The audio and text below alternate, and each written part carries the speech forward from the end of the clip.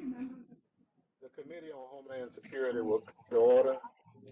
The committee is meeting today to receive testimony on Homeland Security, cyber security, assessing cyber threats, and building resilience. Without objection, the chair is authorized to declare the committee in recess at any point. The gentlelady from New York, Ms. Clark, shall assume the duties of the chair in the event that I run into technical difficulties. Good afternoon. We're here today to begin what I hope will be a bipartisan endeavor in the 117th Congress, making cyberspace more secure and networks more resilient. During the Trump administration, federal efforts to raise the national cybersecurity posture was stunned by a lack of steady, constant leadership from the White House. In contrast, from day one, President Biden has treated cybersecurity as an urgent national and economic security issue. The president has started by surrounding himself with experts to spearhead sound cybersecurity policy. He's already confronted Vladimir Putin about Russian election meddling and the SolarWinds compromise, and has publicly committed to an aggressive stance on China. Further, to bolster cybersecurity of federal networks, the president included much needed funding for cybersecurity and technology modernization in the American Rescue Plan proposal. Thankfully, Congress now has a willing and able cybersecurity partner in the White House, and I'm optimistic about the progress we can make. We must work quickly to make up for lost time. Our witnesses today are a seasoned group of cyber experts, many of whom recently served in government and made important contributions to our national cyberspace posture. They are here to tell us about the challenges we face and how to chart a course towards cyber defense, deterrence, and resiliency. It is not in the not too distant past when our witnesses were serving in government. Most of us had never heard of SolarWinds, but now it dominates cybersecurity conversation. Late last year, we learned that Russian actors breached targeted federal networks and critical infrastructure, in part through a sophisticated supply chain compromise of the SolarWinds Horizon platform. For almost a year, Russian actors burrowed into networks, hiding their tracks and patiently stealing data. Although we were engaged in an in-depth investigation with other key House committees to learn more about this malicious Russian campaign, we know enough to begin asking difficult questions and start a correcting course. For instance, we know that it will take months to fully understand the scope and impact of the compromise and eradicate bad actors from our network. We also know that despite prior significant investments in federal network security and active defense, the Russian campaign evaded detection. The task before us is to zero in on how we can mature our defenses to match the capabilities of our adversaries. The Russian SolarWinds campaign threatens our nation and cannot be tolerated. It is evident that prior responses to cyber attacks, such as naming and shaming, sanctions, and indictments, have not deterred bad actors from engaging in malicious cyber behavior that threatens our national security.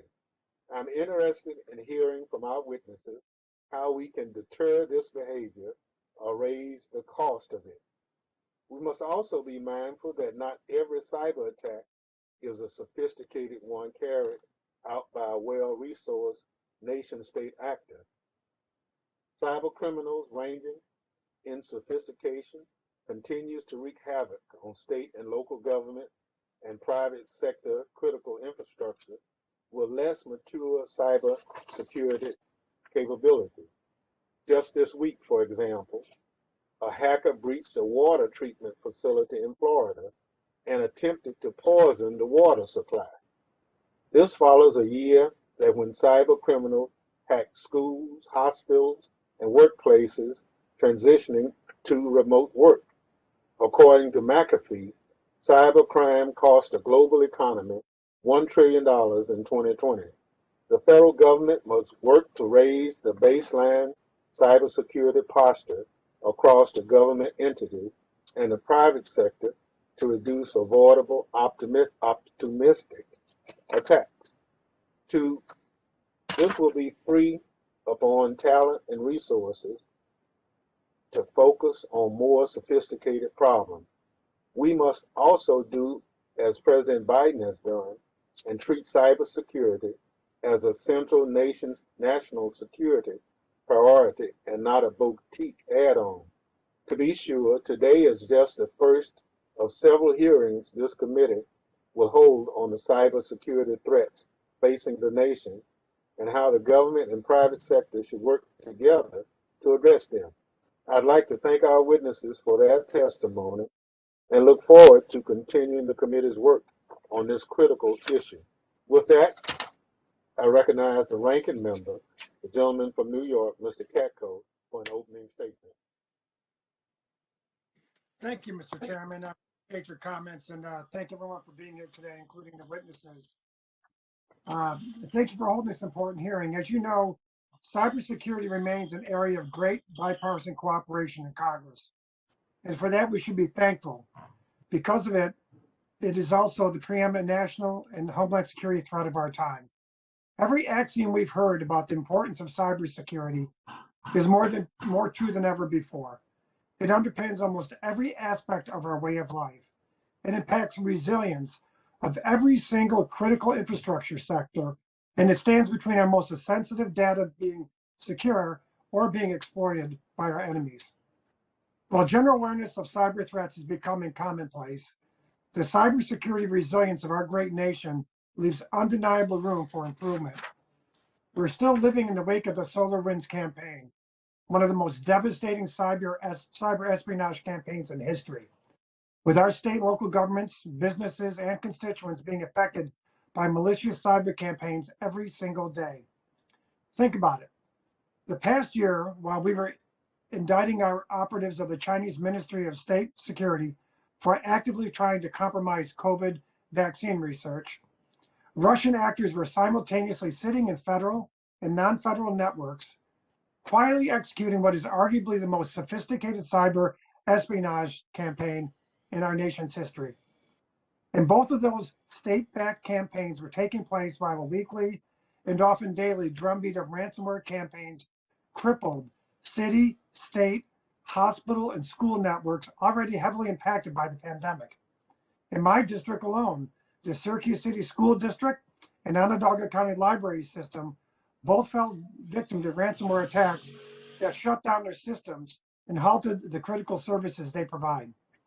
And just days ago, a hacker reportedly gained access to a water treatment facility in Oldsmar, Florida, and attempted to adjust the water chemical levels through cyber means to poison thousands of residents.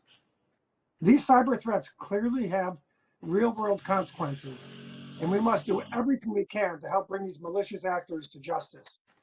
The bottom line is that we are still struggling against both the highly sophisticated and the routine. We can do better, and we must do better. There is, luckily, some reason for optimism. The creation of CISA as the nation's lead civilian cybersecurity agency was necessary and long overdue.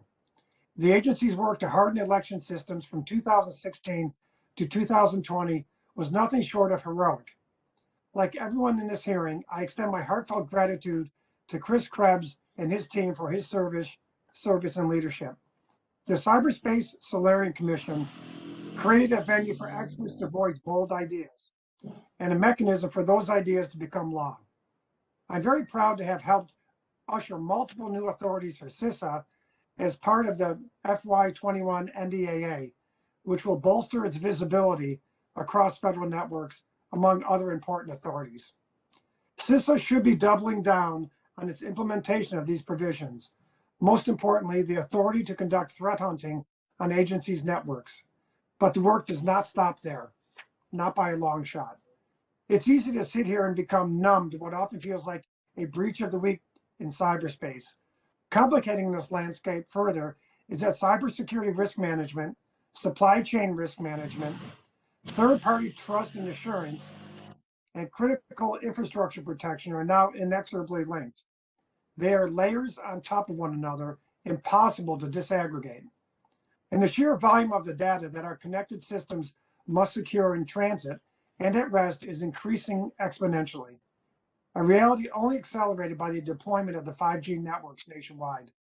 Meanwhile, our nation-state cyber adversaries like China have sophisticated, multi-decade agendas to compromise this data and leverage it for malicious purposes aimed at eroding America's dominance. We have a distinguished panel of witnesses who have all spent considerable time in the trenches working valiantly to keep America safe from cyber threats. And I welcome their guidance on how we can strengthen our nation's cybersecurity posture. I want this to be a hearing about opportunity for action, not just admiration of the problem. We have already ceded critical ground to our global adversaries, and there is simply no time to waste. I remain deeply concerned that the federal roles and responsibilities for .gov security are too confederated, too clunky, and ultimately inadequate. Giving CISA federal hunt authorities was an incremental step in the right direction, but CISA simply does not have the centralized visibility or authority to nimbly respond. I look forward to hearing ideas from our witnesses about how we can remedy this situation. And on the heels of SolarWinds, and with the not insignificant potential that Russian actors may still have access to some of our networks, I call on all my colleagues to work together in a bipartisan manner quickly to find a legislative vehicle to give CISA the resources it needs to fully respond and protect us. Cybersecurity is a team sport. It is ultimately about partnership. We are all in this together. So let's get to work. I yield back, Mr. Chairman.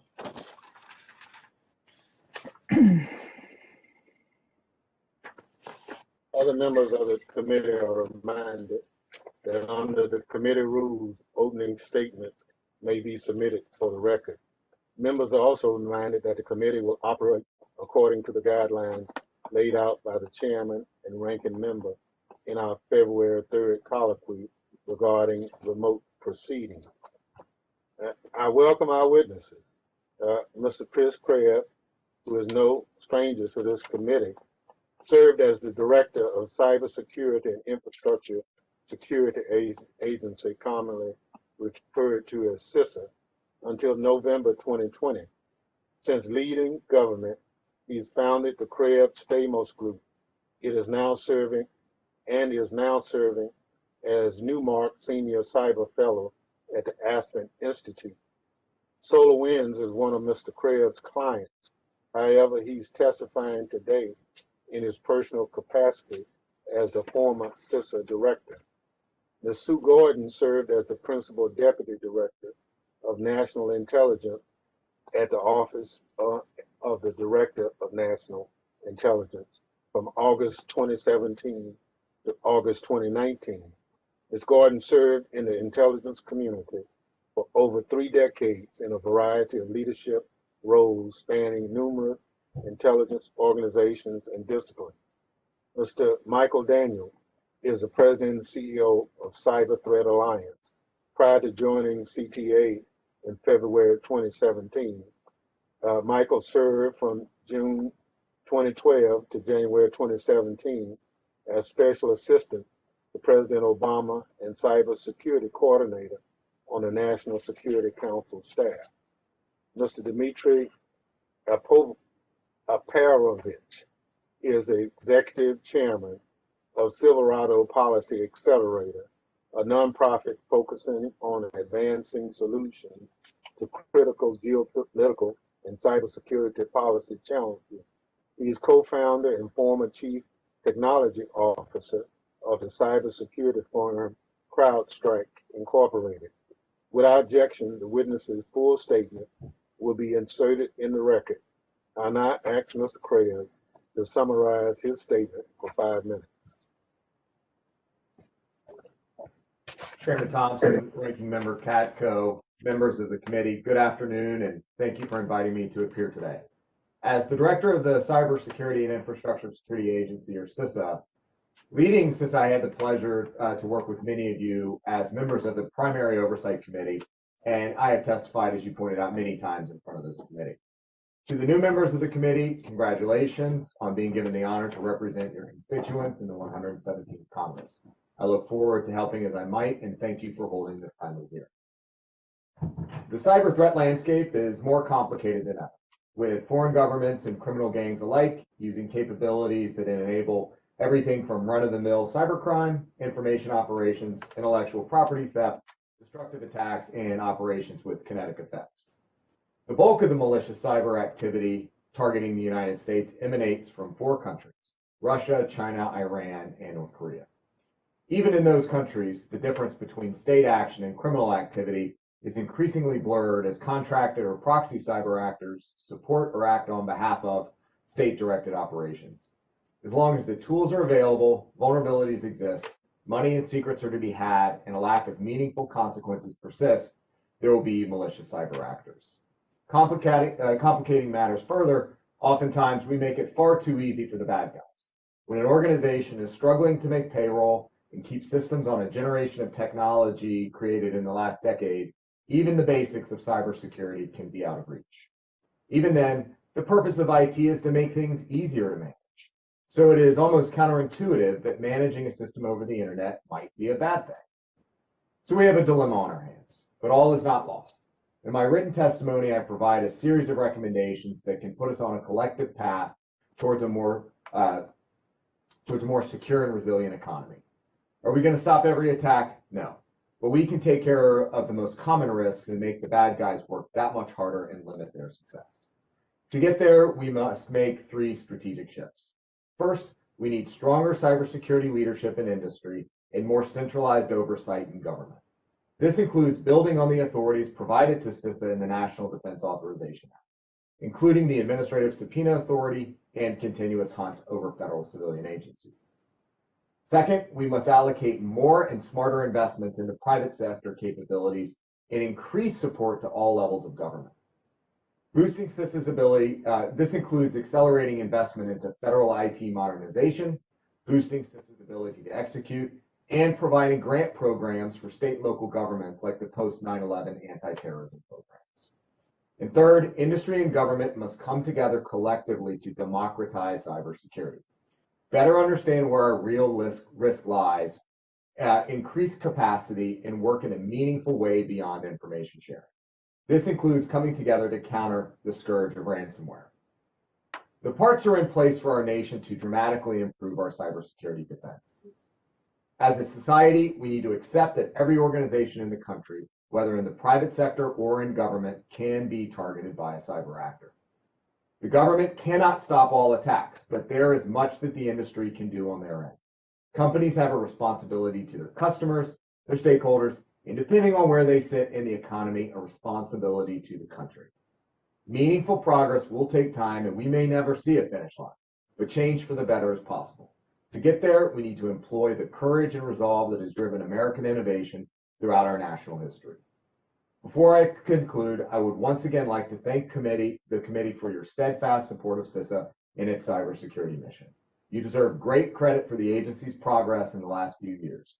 I firmly believe that we are on the right track and can accomplish much more together. Thank you again for the opportunity to testify today, and I look forward to your questions.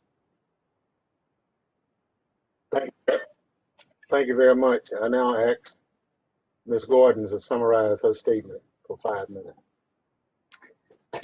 Good afternoon, Chairman Thompson, Ranking Member Katko, and distinguished members of the committee.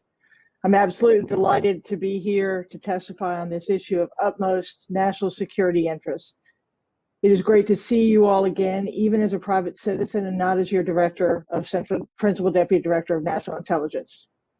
There is little more important work we do as a nation and as a free and open society than that which you are tackling here today and in the days to come.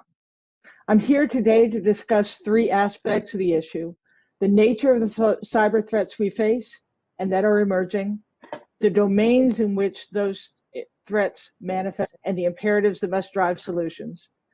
My colleagues will discuss the specifics of recent attacks and proffer specific next steps. I hope to put each of those in context. First, in terms of threat, offensive cyber capability is a global commodity, the means by which every interest of our adversaries and competitors is increasingly achieved. In a digitally connected world, one need not travel great physical distance or expend great resource to achieve malign outcome. 15 years ago, offensive cyber was the tool only of the great powers, wielded in a largely unconstrained environment with very specific narrow intention, and again, primarily governmental targets. Today, while it is especially destructive in the hands of some, like Russia and China, it is the tool of anyone who wants to do harm. While some are more capable than others in achieving strategic impact, all are capable. In the hands of malign actors, cyber action can have physical, political, military, economic, and societal impact, as we have just witnessed this past year with ransomware attacks, intellectual property theft, theft of PII, disinformation campaigns, intelligence collection, and disruption of service. We need to stop acting like these attacks are special or rare or somehow beyond our ken or ability to respond because they're happening digitally. This digital activity has physical consequence, and the outcomes that cyber actors are producing threaten our national security, sometimes in isolation, sometimes in aggregate. In terms of domain, it used to be that governments held all the vital information, the secrets worth stealing, and wielded all the power. It made the decisions worth influencing. No longer. The engine of our great society also lies in our companies and our communities. And the decisions made in boardrooms and voting booths have global impact. And as private companies and private citizens have become a threat surface, they too must receive national attention. Threat actors today target whatever and whomever serves their purpose. Government and non-government, critical infrastructure and private citizens, academic institutions and research centers, huge multinational corporations and small businesses. While in some cases the victim is the target, sometimes they are just the transportation and access to the intended quarry. Said differently, if you aren't the target, you may still be targeted. No one gets off free.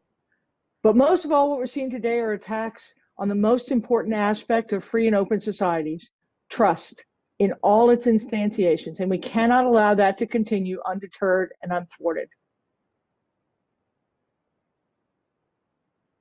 Enough problem identifying. I'm with you. Your purpose, our collective purpose, and one that I know my fellow witnesses and I will commit ourselves with you, is to find solution.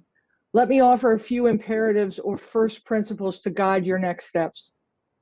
First, solutions cannot be exclusively federal or exclusively governmental or exclusively US.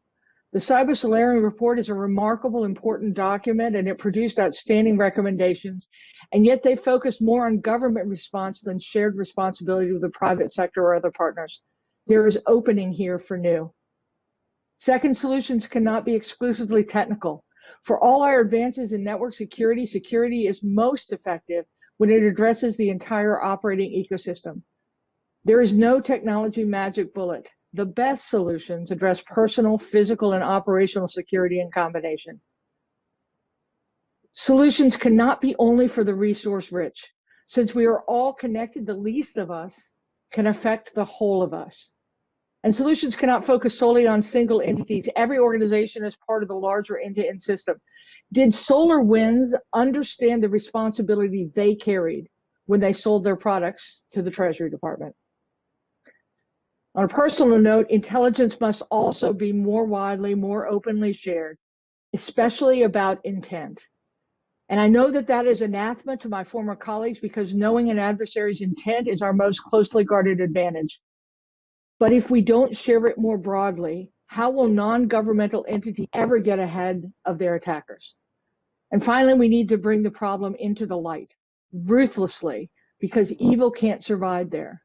There's still too little sharing, for many reasons, none of which are sufficient in light of the exposure we face by not taking advantage of our shared knowledge. Security and trust disproportionately favor the good guys, and we need to press our advantage. And to close out, I offer that we must approach today's rapidly changing posture with continually evolving practices. Where we've previously focused on tangible threats, we now constantly face those that are intertwined and are the part of the digital environment. I look forward to your questions more. I look forward to being a resource for you as we find our way forward and overcome this threat, as we have so many in the course of our history. I look forward to your questions. Thank you so much for the opportunity. Thank you very much. I now ask Mr. Daniel to summarize this statement for 5 minutes.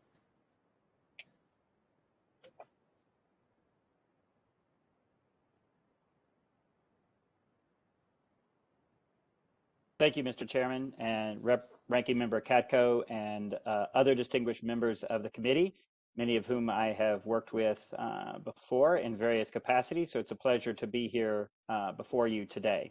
I appreciate and I applaud you for taking the time to actually have this hearing so early in the sequence for this Congress. It shows the importance that you place on this issue.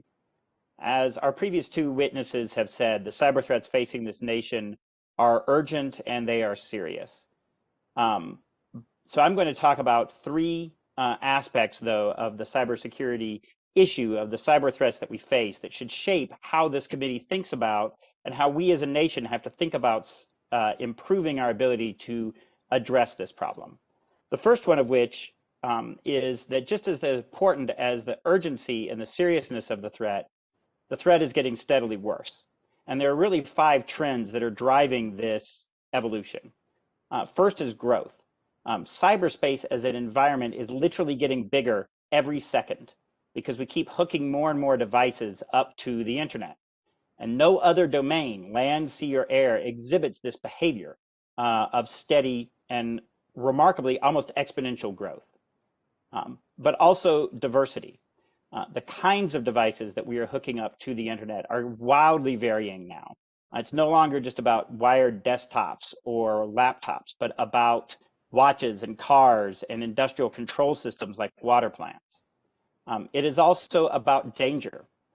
It is no longer that we're talking about simple website defacement or even theft of information, but now physical effects through cyberspace can cause harm and even death. It is also about numbers. As Sue was just talking about, everybody and their cousin practically is now involved in cyberspace. Terrorists, hacktivists, nation states, criminals, the numbers are quite staggering. Everyone has discovered that cyber is a good way to carry out their interests and achieve their agenda. And finally, dependence. We as a society, as Representative Katko pointed out, are highly digitally dependent. And so things and disruptions that would have 25 years ago been minorly annoying are now organizationally catastrophic if they occur. Another aspect of this nature is of the nature of cyberspace and cybersecurity is how it crosses boundaries and how it crosses silos. There is no other issue that I have looked at in public policy that is as anything you want to put in there. It is interagency.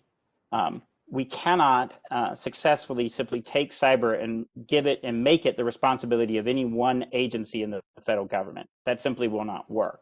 Nor can we create an agency that can take all of those different aspects of cybersecurity and have that function either. So it is inherently an interagency issue.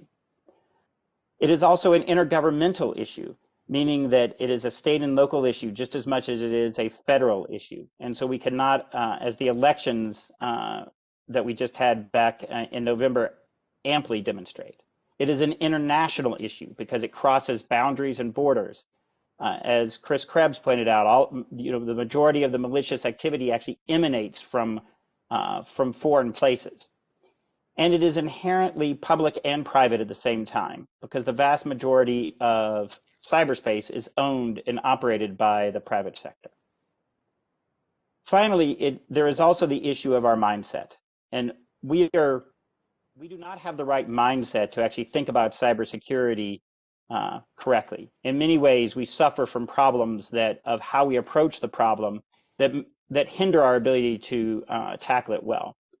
First of all, as Sue said, it's not just a technical problem, and we want to make it that, one that we can simply buy a gadget to fix, but it is not. It is an economic, it's a business, it's a privacy issue, a national security, law enforcement, psychological problem all rolled into one.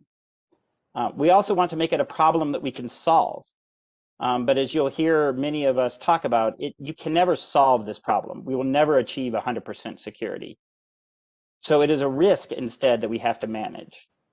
We also tend to think about keeping our adversaries out of networks, but that's not going to work either. We can never keep them out of the network. And instead, we need to think about how we thwart the goals that our adversaries are trying to achieve, rather than simply keeping them out. That will give us many more bites at the apple. We also tend to try to make cyberspace work like the physical world, but it doesn't. The physics and math of cyberspace are different. It's a nodal network that operates at light speed. And concepts like borders and distance and proximity all have different meanings. And finally, we tend to think of cyberspace as if it were some sort of global commons, but that's not true. Every bit of cyberspace is owned by somebody. Those boxes and computers and laptops and servers all exist on somebody's territory. There is no equivalent to international waters in cyberspace. So just to conclude this, you might think that given all that I've laid out that I'm actually a pessimist, but I'm not. I actually do believe, as Sue said, that we can make cyberspace safer and we can reduce our risk. It will be hard, and it will require us to be innovative, not just in technology, but in our organizational structures and processes and laws and policies as well. But I believe we can do these things. I look forward to your questions and working with the committee on this topic. Thank you very much. Thank you very much for your testimony. I now ask Mr. Alperovitch to summarize his statement for 5 minutes. And I apologize if I butchered your name, but I did the best I could.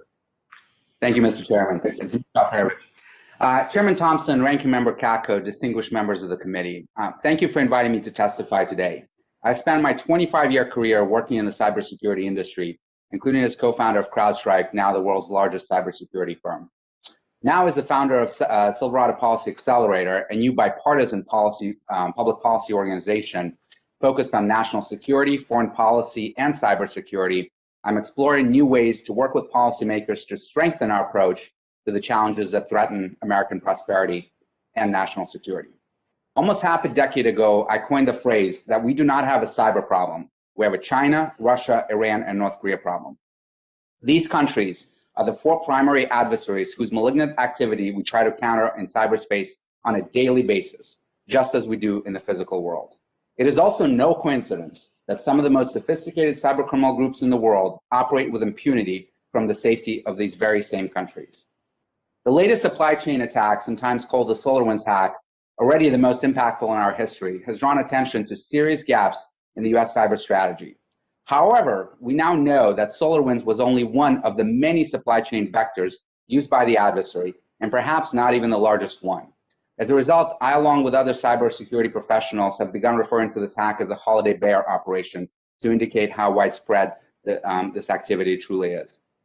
This event highlights the need for a broader paradigm shift in our approach to cyber strategy. Both private and government organizations should adopt what we in the cybersecurity industry call an assumption of breach mindset, where defenders actively hunt on their networks for any presence of an adversary, believing that they are already there. The only safe assumption in cyber is that networks are never safe. This approach to cybersecurity is not fundamentally different from what we do in the physical world, where we expect that foreign spies are already in our government and have counterintelligence teams to identify them and mitigate the damage that they can do to our national security. We need to adopt the very same strategy in cyberspace. Mr. Chairman, Ranking Member Katko, I have 5 specific recommendations for this committee that can move us forward towards this paradigm shift. 1, Congress should take steps to set CISA on a path to becoming the operational CISO, or Chief Information Security Officer, of the civilian federal government. CISA should have the operational responsibility for defending civilian government networks, just as Cyber Command does for DoD networks. Congress could create incentives for federal agencies to outsource their cybersecurity operations to CISA, such as exemptions for agency heads from FISMA compliance, and turning that responsibility over to CISA. Number 2, Congress should make agencies adopt speed-based metrics to measure their response to cyber threats. Under an assumption of breach approach, the question is not, can we prevent an initial compromise? The much better question is, how long does it take us to find an adversary on the network, and eject them. In the private sector, I developed what I call the 1-10-60 rule to measure response times to perceived threats. 1, detect an intrusion on average within 1 minute, investigate it within 10 minutes, and isolate and remediate the problem within 1 hour. 1-10-60. Through legislation, Congress could require agencies to adopt speed-based metrics by mandating that they collect data on the average time it takes to perform these fundamental defensive actions and to report them to CISA, OMB, and the relevant oversight committees. Number 3, Congress should pass a comprehensive breach notification law to require certain companies to report technical indicators associated with breach attempts to CISA, even when no personal information is actually compromised.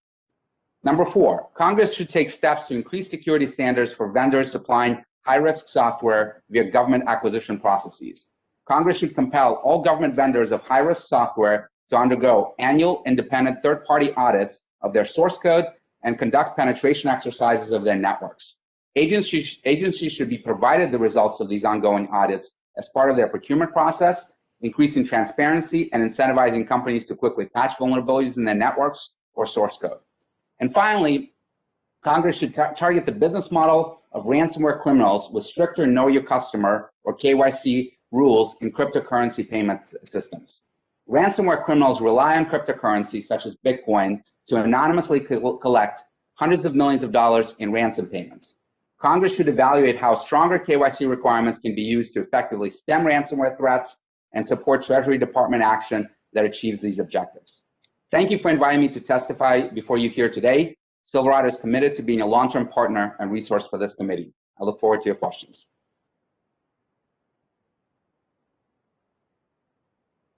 I thank the witnesses for his testimony. I remind each member that he or she will have 5 minutes to question the witnesses. I now recognize myself for questions. And this is based in the order of the witnesses' presentation. All of us are members of Congress. And although our last witness did a masterful job at the 5 suggestions, I'd like to hear from the other 3 witnesses, what do you see as the role of the federal government in protecting cyberspace from intrusion? I'll start off with Mr. Krebs. Yes, sir. Thank you for that question. So there are obviously a range of different authorities within the federal government. I would start with the Department of Defense. They have the ability through Cyber Command and persistent engagement, defend forward philosophy to go out there and figure out what the bad guys are doing and stop them, ideally, so to speak, catch the arrow before it gets here.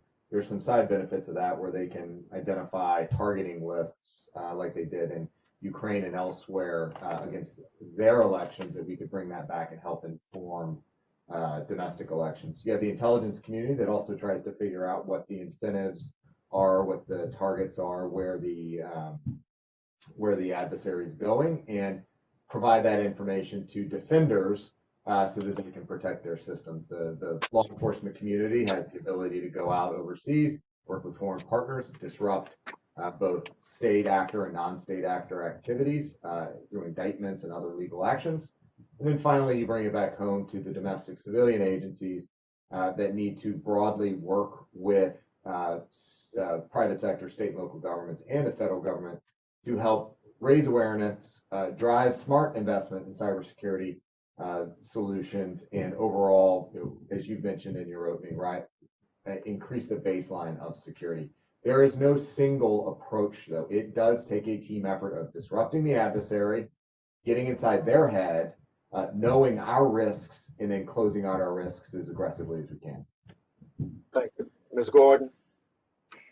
I'll give you 3. One that Chris touched on, and that is you can't find a single agency that has all the responsibility. I actually think CISA's blueprint of attacking election security to participate with law enforcement, intelligence, and go all the way from the federal to the state to the local is a really good model that needs to be codified. And including, you ought to look at the authorities to make sure that that joint participation and sharing is easy to affect, and that there is someone who's got the con, but not all the authority. Number two, after the stock market crash in 1929, you saw the rise of the SEC shared responsibility and the introduction of generally accepted accounting principles. In 2021, and they did that because they recognized what was happening in private companies, in public companies, affected our nation's security. In 2021, is it time for us to consider a bipartisan government and private sector approach to looking at generally accepted security principles? It just isn't satisfying to me that it is up to people's choice of basic level security, particularly if it is a publicly traded company and particularly if it's a government organization. So I think we ought to look at something like that. And the last is, I think in this interconnected world where the boundaries that we created in the past that were physical between government and private sector, federal and state and local, have just been obliterated. And we're in a place now where the threat surface is disproportionately not in governmental control. And we almost have to change the incentive structure in terms of who's responsible and who is supporting. So I think what you could do is create incentives both for private companies who accept responsibility to get some benefit, and the government has an obligation to share more of its information more usefully. Thank you very much. Mr. Daniel. Thank you, Mr. Chairman. I would identify 4 roles for the federal government. One is enabler. It should be enabling other elements in the economy, other levels of government to do a better job at their cybersecurity, whether that's through providing resources or by providing information or supporting them in a variety of ways. The federal government is also a disruptor, meaning that it should be carrying out actions to disrupt what our adversaries are doing, whether they're criminals or nation states. And that's through using all the tools of national power, whether you're talking economic sanctions, arresting individuals, carrying out technical operations, or even military or intelligence operations. It is also a regulator and an enforcer. Because it should be, in some cases, setting the rules and enforcing those rules, even including in cyberspace. And those 3 are very traditional roles for the federal government. But the federal government has a 4th one in cyberspace that's unusual, which is partner, because the private sector has much of the technical capability and a lot of the expertise. And as Sue pointed out, the government does not have a monopoly on the use of force or technical capability in cyberspace. And so therefore, the federal government needs to be operating collaboratively as a partner, as a peer with many organizations in the private sector, such as cybersecurity vendors, telcos, and platform providers, in order to actually disrupt and carry out those other missions that I was talking about the federal government having. Thank you very much. Mr. Alperovitch, you talked about those 5 items, and it looks like everybody's kind of on the same page. Do you have some comments you'd like to make on that in terms of the role of the federal government? Yeah, absolutely. Focusing on the defense of the networks themselves, and I believe that CISA should be in charge of defending the civilian government networks, and Cyber Command should defend the DoD networks. Mr. Chairman, I also believe that, as the other speakers have said, we need to go on offense. We need to make it harder for the adversaries to conduct these operations, and law enforcement in particular and Cyber Command need to take further actions to disrupt infrastructure of threat actors, both criminal groups and nation states, and raise the bar. And we need to look at using all the tools of our power to really focus on the 4 primary nation states, Russia, China, Iran, and North Korea, and what we can do to deter their malignant activity in cyberspace. Thank you very much. Chair yields to the ranking member for question. Thank you, Mr. Chairman, and I appreciate the comments that I've heard so far. As I said in my opening statement, it seems, at least in the .gov domain, that our efforts are for .gov security are too confederated and too clunky and ultimately inadequate. And Mr. Alperovitch, what you said with respect to CISA being the quarterback, if you will, you think they should be designated as such. That's one of the 5 recommendations I had, and I wanted to drill down a little bit more on that and see what you envision CISA's role to be as that quarterback in the .gov domain. Absolutely. Thank you for that question, Mr. Kako, and thank you for your leadership on this issue. I believe that CISA needs to become a shared service provider for cybersecurity for agencies. The fact of the matter is, when you look at over 130 different executive branch agencies, the vast majority of them will never have the talent, the expertise, the resources to defend themselves against the most sophisticated nation states out there, such as Russia and China, that are trying to break into their networks. Certainly you have the large agencies, the intelligence community, the DoD, law enforcement agencies like the FBI that do have that capacity, but many small ones will never do that. And as a result, I think that they need to start thinking about outsourcing certain cybersecurity tasks to CISA. Chris Krebs, when he was director, set up a great set of shared services, such as shared email services that are secure, the CISA can deliver to agencies. They need to start adopting those, and we need to start thinking about incentives to encourage agency heads to start outsourcing that capacity. I think looking at FISMA and reducing the overhead of FISMA compliance for agencies that turn over that capability to CISA is one way that can encourage them to do so.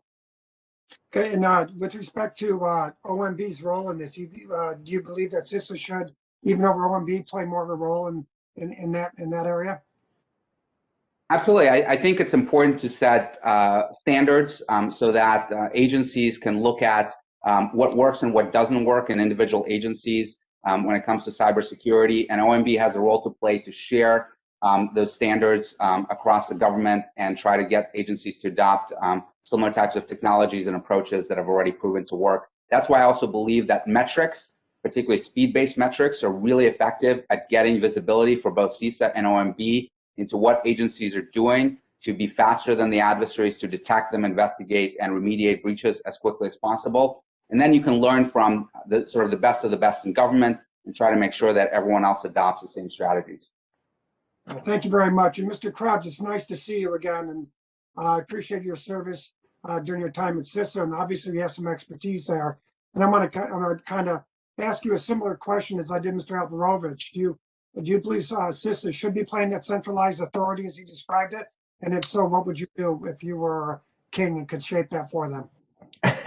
Yes, sir. Thank you. I agree with pretty much everything Dmitri said. I can't take exception with anything. In fact, look, the approach we've taken over the last decade plus, due to some of the oversight mechanisms that are in place, in part by Congress, has taken us a half step forward. We need to take that full step. Agencies, the 101 federal civilian agencies, are simply not in a position to secure themselves all by themselves. And the reason for that is the lack of resources, the lack of personnel, and the lack of follow through. So what I have thought for some time now that, one, we need a comprehensive federal civilian agency cybersecurity strategy. We have to pull that together. We need the requirements to put in place for the agencies to meet. Those requirements will likely be very onerous and very expensive, and I can think of maybe a handful of agencies that would be able to comply.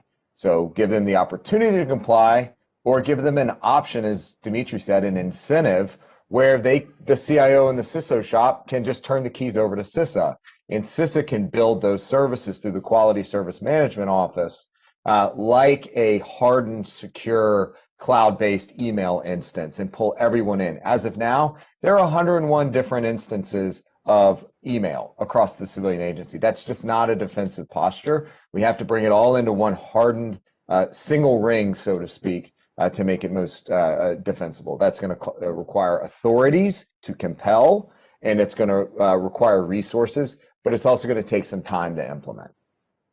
Well, I appreciate it. Basically, what we're asking is to do on the .gov side, what they've already done on the .mil side with DoD.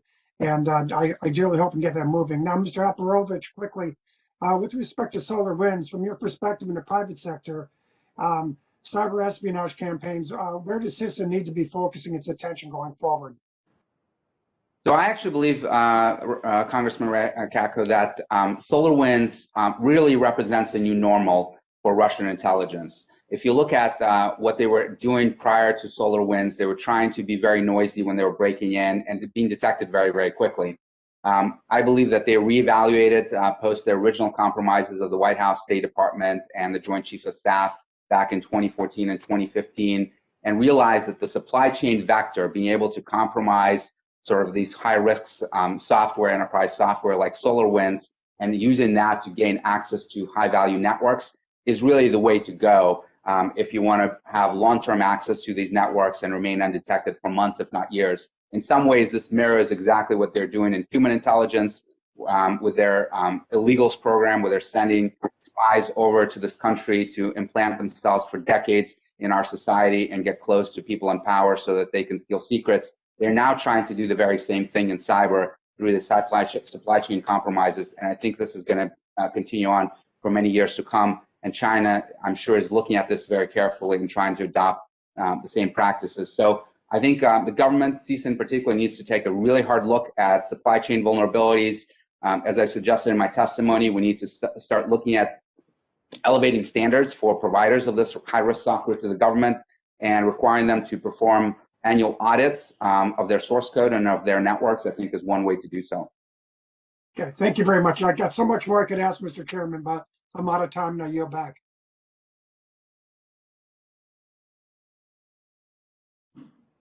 The chair will now recognize other members for questions they may wish to ask the witnesses.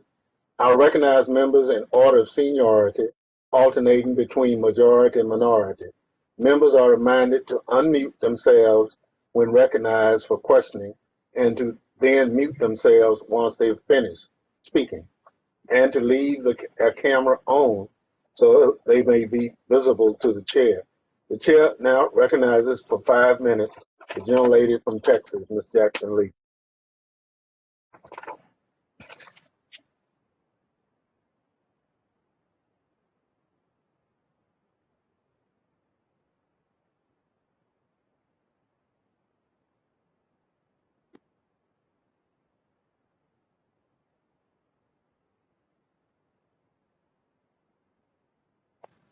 Appears we have a technical issue. We'll fix that. We'll go. I'm here, Mr. Chairman. Mr. Chairman, can you hear me? Yes. All right. Thank you so very much. First of all, thank you for this hearing. Thank you to the witnesses. Let me go with Mr. Alperovitch. I believe you gave the 5-point agenda, if I'm not mistaken. Mr. Alperovitch? Yes, I did. Yes. Could you give a little bit more substance to the idea, I'm going to call it the cyber czar, and the extent of that individual's authority? Would they be able to interface with agencies across the landscape, federal agencies? Would they be able to cite them for their failings, or would they be instructive in what they need to do, and would they provide oversight internally? Obviously, Congress has the other part of oversight. What would that individual be responsible for doing? Thank you for that question, Congresswoman Lee. I think it's a great question. In some ways, I think the Biden administration has already resolved part of that issue by appointing an incredible individual, Ann Neuberger, as Deputy National Security Advisor for Cyber.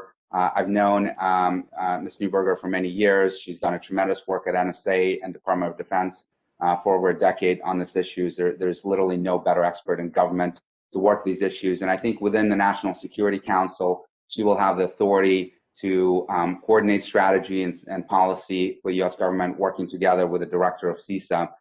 So I think we're on the path to getting the government organized for success here. Thank you very much. Let me move to Ms. Gordon. Obviously, we're in a different climate where cyber may even be the tool for bad actors, Proud Boys, Boogaloo Boys, the oath takers. How, in your capacity dealing with intelligence, would you see a new group of domestic terrorists being able to utilize cyber to interfere with the government workings? And let me just follow up with a question to Director Craig. Krebs, thank you for your service, as I do all. The issue with solar winds, we had this problem with Mr. Snowden, a contractor, unvetted, and had a great deal of, how should I say it, confidence and comfort. And I'd be interested in you following up with Ms. Gordon on how do you put the firewall up for these third-party contracts that we seem to be completely immersed in the federal government. Ms. Gordon, on the idea of cyber being a tool of destructiveness and bad acts. Yeah, thank you so much for the question. It's a great one. I think that our domestic extremists and terrorists got a pretty good look at the playbook. Number one is disinformation is incredibly powerful. The ability to overwhelm airwaves with any sort of messaging. We haven't talked much about disinformation as a part of a cyber threat, but it surely is, and we learned it. And they learned a lot of the toolkits that have been used over the past 2 or 3 years. So I think that's number one, is how can they use their voice? And then the second is, I think you would expect them to use tools to disrupt normal business processes, the normal functioning of society, the normal ability of people to carry out functions that are much more even in order to be able to shape activities. I think both of those are well within their ken. There are tools available to do it, and it will take the kinds of things we've talked about from a governmental level to be able to attack those. And we're going to have to look at how intelligence can support that, because it's a little bit of a slippery slope with intelligence and domestic, but I think there's some craft that the intelligence community has, particularly born of their time in the counterterrorism fight, that can be applied to this problem. Thank you so much. Thank you. I'd like to work with this committee and you on these issues. Let me quickly ask Mr. Craig, when Mr. Daniel, maybe you'll be able to follow up in my short time and respond to this issue of the water systems being violated and what kind of cyber weaknesses do we have when that happens. Mr. Krebs, on the solar winds, and maybe there'll be a second or so for Mr. Daniels. Mr. Krebs? Yes, ma'am. I'll try to do this quickly. I actually think Dmitri did a pretty good job of laying out a few of the requirements that need to be in place, particularly for federal government contractors. And that includes increased transparency and attestations to the security, not in a compliance-based way, which is just a checklist, but actually demonstrated security improvements. But to get there, we have to have a better understanding of what enterprise software and services are systemically important. And that's a lot of work that I think CISA and the National Risk Management Center should be doing. Mr. Daniels, on the violation of the water system and the cyber impact. Mr. Daniels? Sure. So I think what that shows is that our adversaries are willing to go beyond simply stealing information or even holding systems at ransom, but are willing to move towards destructive acts that could cause physical harm. And I think what it also shows is that, water systems are not something that sort of immediately spring to a lot of people's minds. People have thought about the power grid or the financial system, but it's almost any system that is connected to the internet, which is essentially almost anything today, can be a target. And so we need to be thinking very broadly in terms of our cyber defenses. Thank you, Mr. Chairman. I yield back.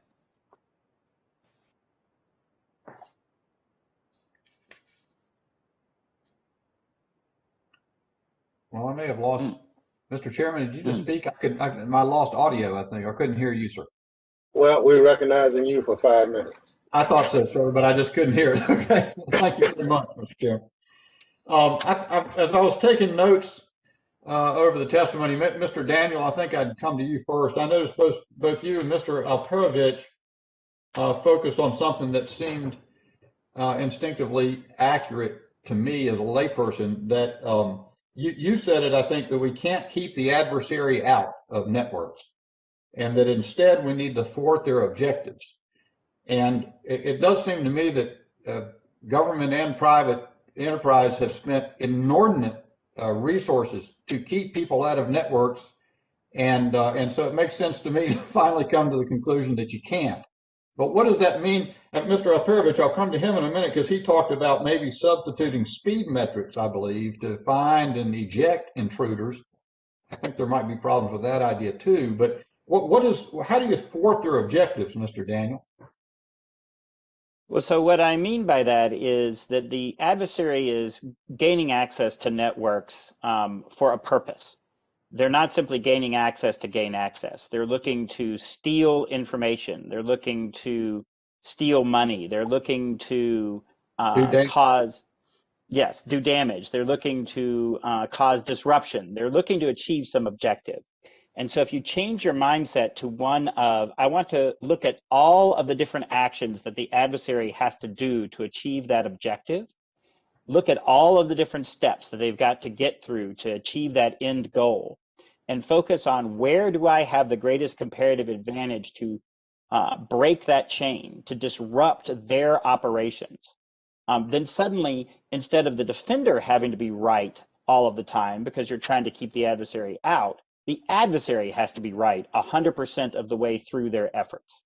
And so you get many more bites at the apple to try to disrupt them. And so if we start thinking about it in terms of if we succeed, if they don't get to their end objective. And to my mind, that's a much more effective way to think about cybersecurity.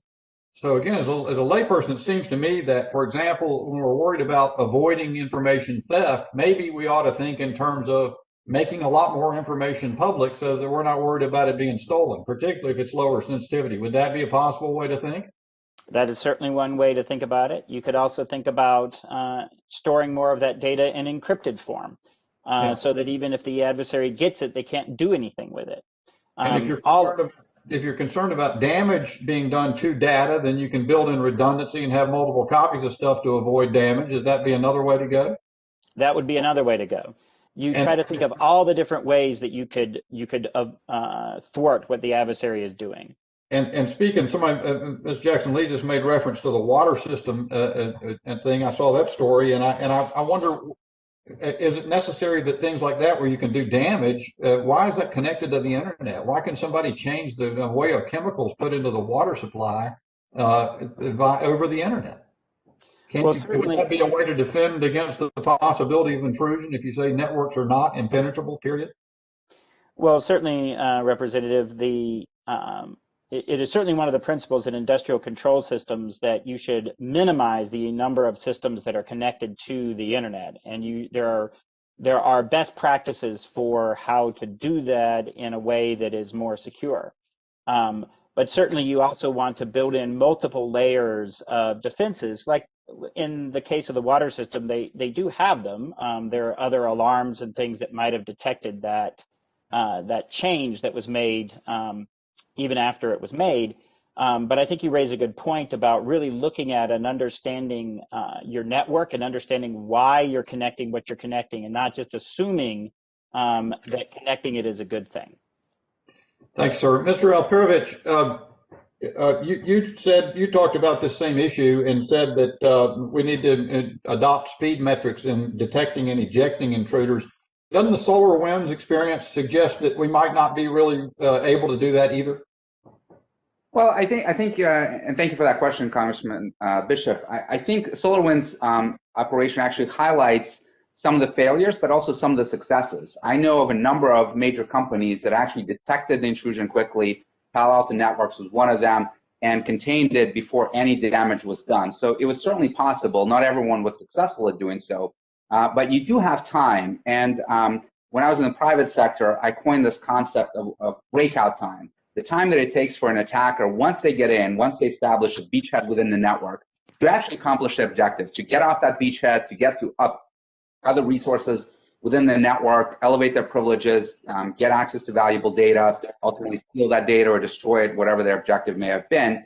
And what I found is that on average, it took adversaries from criminal groups over 4 hours to accomplish that objective. That may not seem like a lot, but actually, if the defenders are quick enough to detect, investigate, and remediate breaches within 1 hour, then you can stop them dead on their tracks. They can't get off that beachhead, and you eject them before they're able to be successful. So if we start measuring every agency on their ability to detect, investigate, and remediate breaches quickly, we can start holding them to account and make sure that they're focusing on what truly matters, which is how they become faster than the adversary.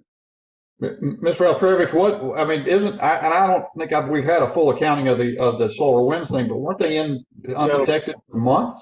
This time has expired. All right. Chair recognizes the gentleman from Rhode Island, Mr. Langevin, for 5 minutes.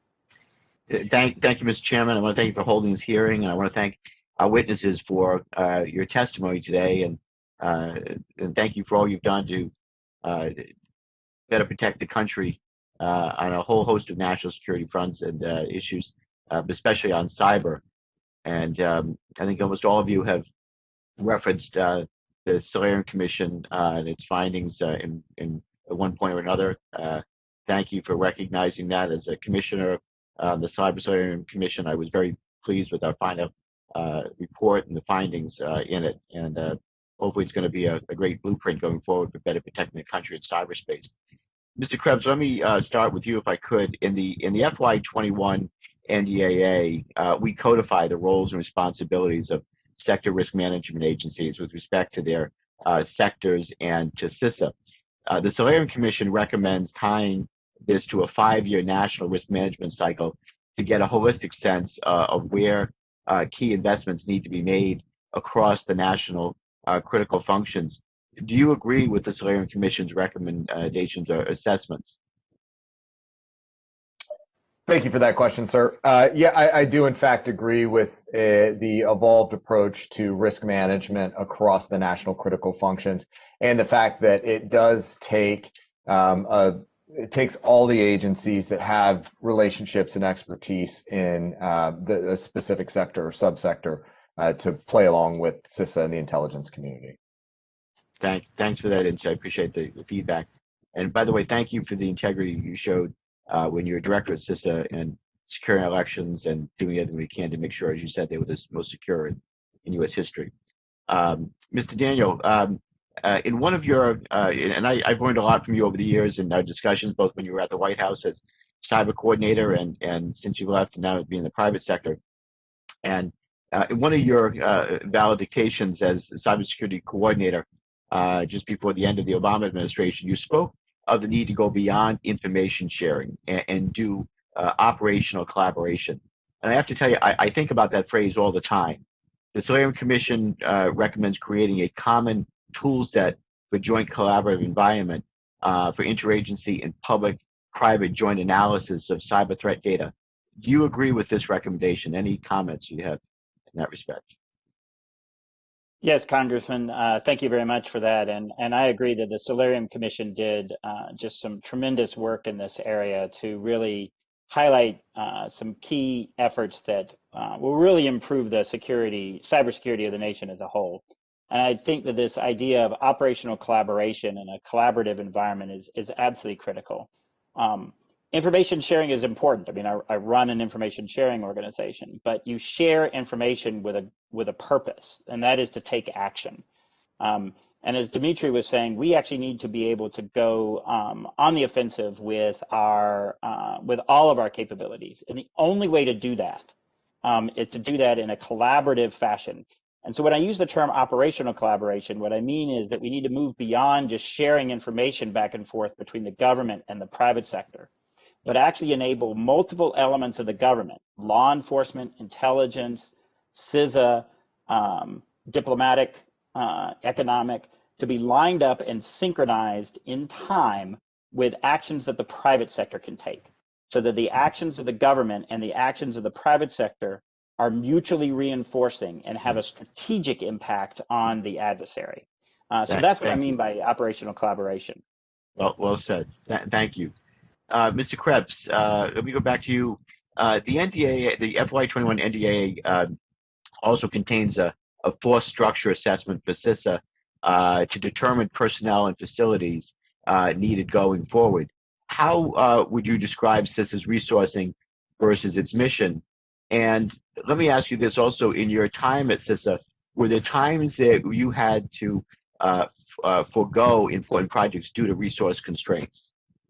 Yes, sir. Thank you for that question. So at the top line, the budget of CISA, at least as I was director, was about $2.2 billion, which seems to be a pretty significant amount. And it is, in fact, a significant amount. About 1.2 of that was focused on cybersecurity investments, cybersecurity programs. However, of that 1.2 billion, about 800 million is focused on two programs, the National Cyber Protection System and the Continuous Diagnostics and Mitigation Program. So that leaves several $100 million on the end for incident response, and actually very little, frankly, for broader engagement with the critical infrastructure community. That was my biggest concern, my biggest regret, was that we were not able to plow additional resources into the ability to get out there into the field and engage more critical infrastructure and state and local partners. However, the statewide cybersecurity coordinator act that was passed as well in the NDAA and some of the additional funding has given us more capability to get out in the field. And that is the one distinctive advantage of CISA, is that they operate primarily in the unclassified space. And in COVID, when you can work remotely, you can follow the trends that the cybersecurity industry have done as well, and actually employ people not in the national capital region, but out in the field where you don't actually have to be tied to a secure compartmented information facility. Yeah, well, I definitely agree that if CISA effectively do its job, it's going to have to be properly resourced, and we're not quite there yet. But thank you for the work that you did there at CISA, and look forward to staying in contact. Thank you, Mr. Chairman. I yield back.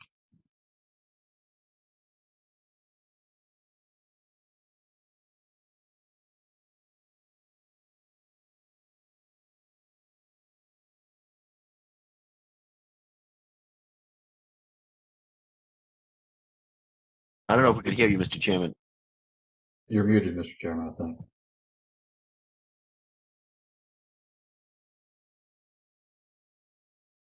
Mr. Chairman, we didn't hear you. I think you were muted. Something was wrong on the communication side. Okay, Mr. Higgins, gentleman from Louisiana for 5 minutes. Thank you, Mr. Chairman. I think you're doing just fine with the technology we're dealing with right now. It's a challenge for all of us. Mr. Alperovitch, we know that foreign actors are continuously looking for flaws in our nation's cybersecurity programs, with efforts to threaten our data integrity, our public health, our safety. China is our biggest global competitor, actively engaged in horrible things in their own country, stealing our nation's economic and national security secrets, and vacuuming up large swaths of American data for nefarious purposes or for their own design. China works overtime to get themselves embedded into our information and communications technology supply chain.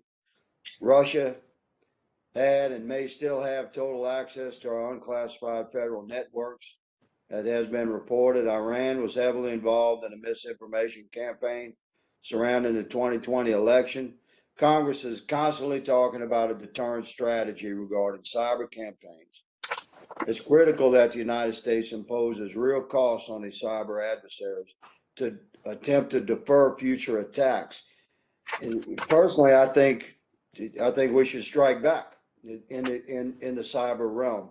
I'd like your opinion on that, good sir. In your professional opinion, what's the best way to respond to foreign cyber attacks?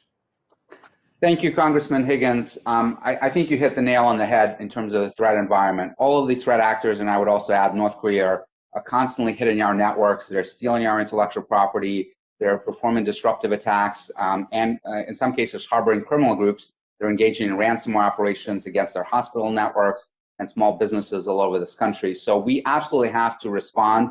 I think we absolutely have to strike back. But I think we need to look at the full toolkit of our power. Sometimes cyber may be the right tool.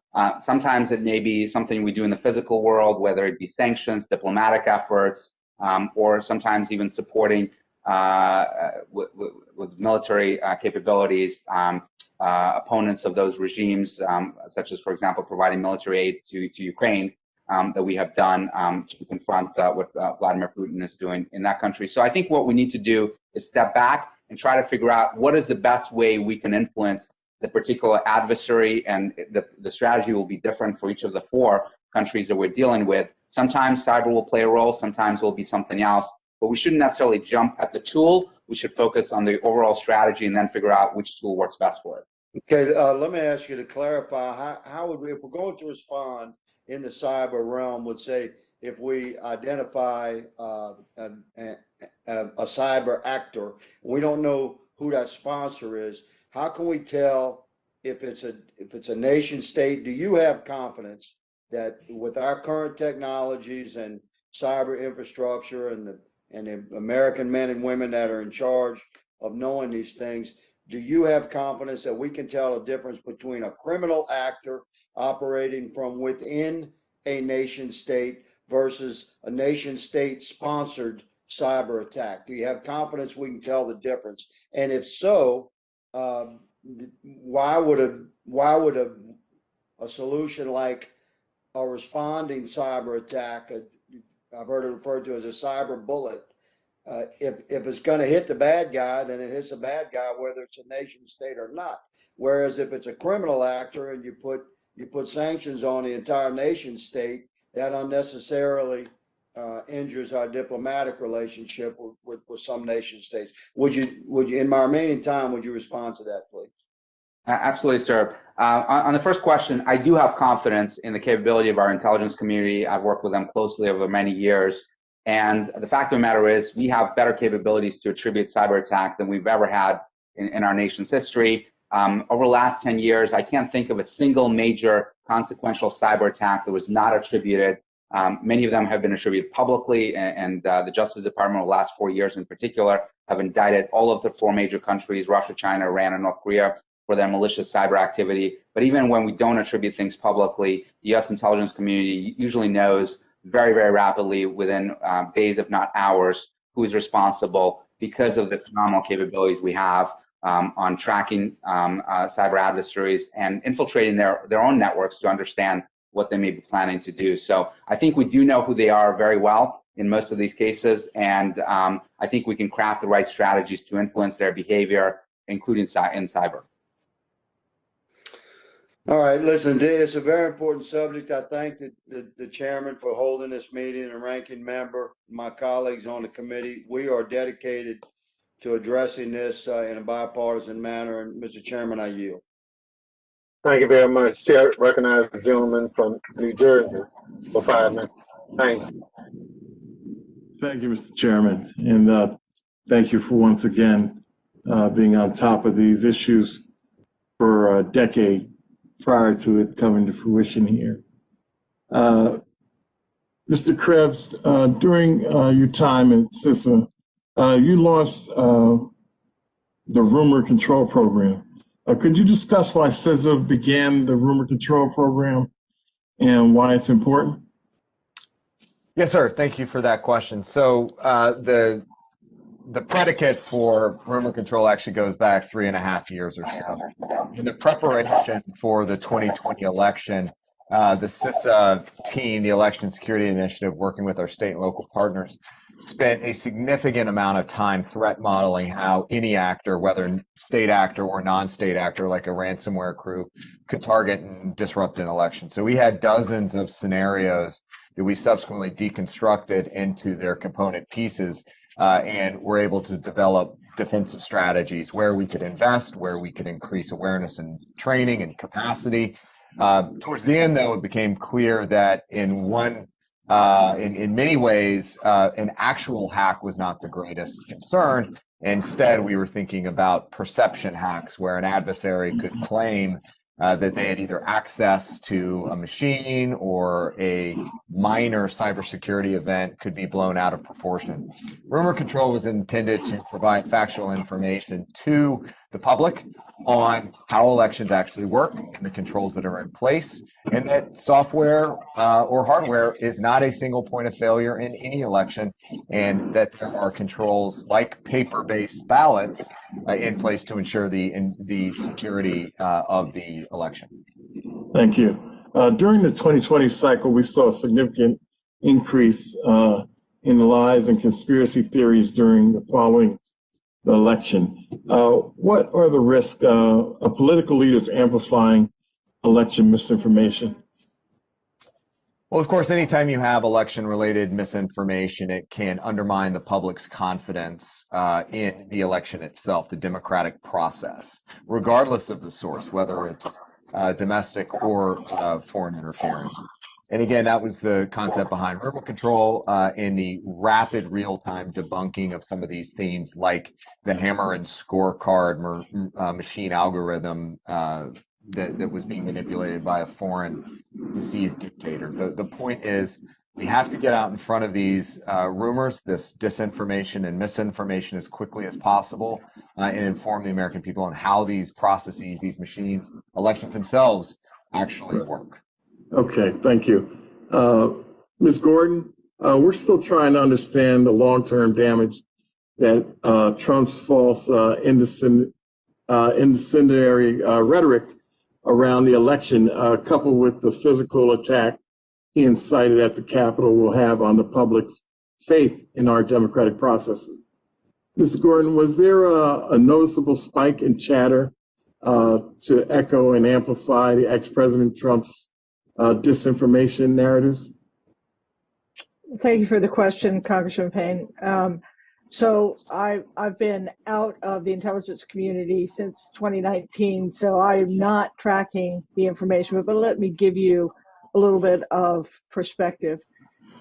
We know that our adversaries, particularly Russia, but not exclusively Russia, have as their strategic imperative to undermine democracy, to use any means that they can since the Cold War to be able to insinuate themselves into any rift that they see to exacerbate that problem. So there will be, our adversaries will use that moment to do two things. One, amplify messages that are destructive.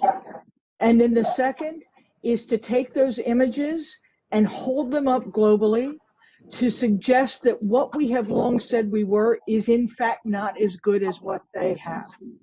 So the global impact is also present in addition to their using those events to try and further create risk. That's why this notion of protecting the digital space has to include disinformation, because what we saw was that is as dangerous as anything else. Thank you for your question. And thank you. So basically, the treasonous insurrection that we saw on the 6th plays right into our opponent's hands, correct? The activities that we have seen where we turn on ourselves are very useful to our adversaries. Thank you, Mr. Chairman. I yield back. Thank you, gentlemen. Yield back. Chair recognizes the gentleman from Mississippi for 5 minutes, Mr. Guest.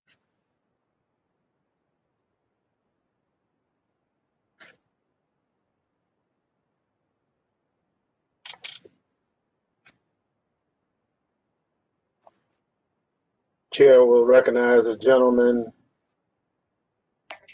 from California, Mr. Correa, for 5 minutes. Thank you, Mr. Chairman. Can you hear me okay? Yes, we can. I wanted to thank you and Mr. Katko for holding this most important hearing. I wanted to essentially say that just listening to our witnesses speak today, I asked myself, how did these folks acquire the weapons, the tools to such with ease penetrate our defenses in terms of cyber? You know, as I think back at the history of this country, as we dealt with the Soviet Union, we used to have this concept called mutually assured destruction, which is you attack us, you won't attack us because we can attack you back and the cost is just too expensive. And today, like Mr. Alperovitch said, you got China, Russia, Iran, North Korea that essentially attack us, and essentially their folks in their area attack us with impunity. So my question is, what is it that we can do to essentially establish a policy of deterrence? Because in my opinion, these attacks should, in all sense and purposes, constitute a declaration of war on the United States. What are we doing? What can we do to stop these attacks? What's the deterrence that we can develop, can use to have these folks that are essentially operating out of countries like Russia from attacking us? And I'll start out by asking Ms. Gordon to answer that question, or any comments you may have. I think it's the perfect question. Thank you for asking it, and I'll give a start, and I'll let my colleagues add on. I think we've already given you some of the groundwork. Number one, you can't stop all activity. You can't. So here's what you can do. You can increase the cost of attack by doing the simple things to make yourselves more secure, so you don't get nuisance activity. The second is you can understand, I hate the use of the word red line, but you can understand what the impacts are to our society that we cannot tolerate, and build policy around if those lines are crossed, we will respond. And then the third is, and I think everyone has said the same thing, don't think of cyber action requiring exclusively cyber response. Once you have said what your national interests are and that those must be protected, you can find a whole range of solutions. Cyber may be one of them, but that can't be the only one. And I yield to my friends.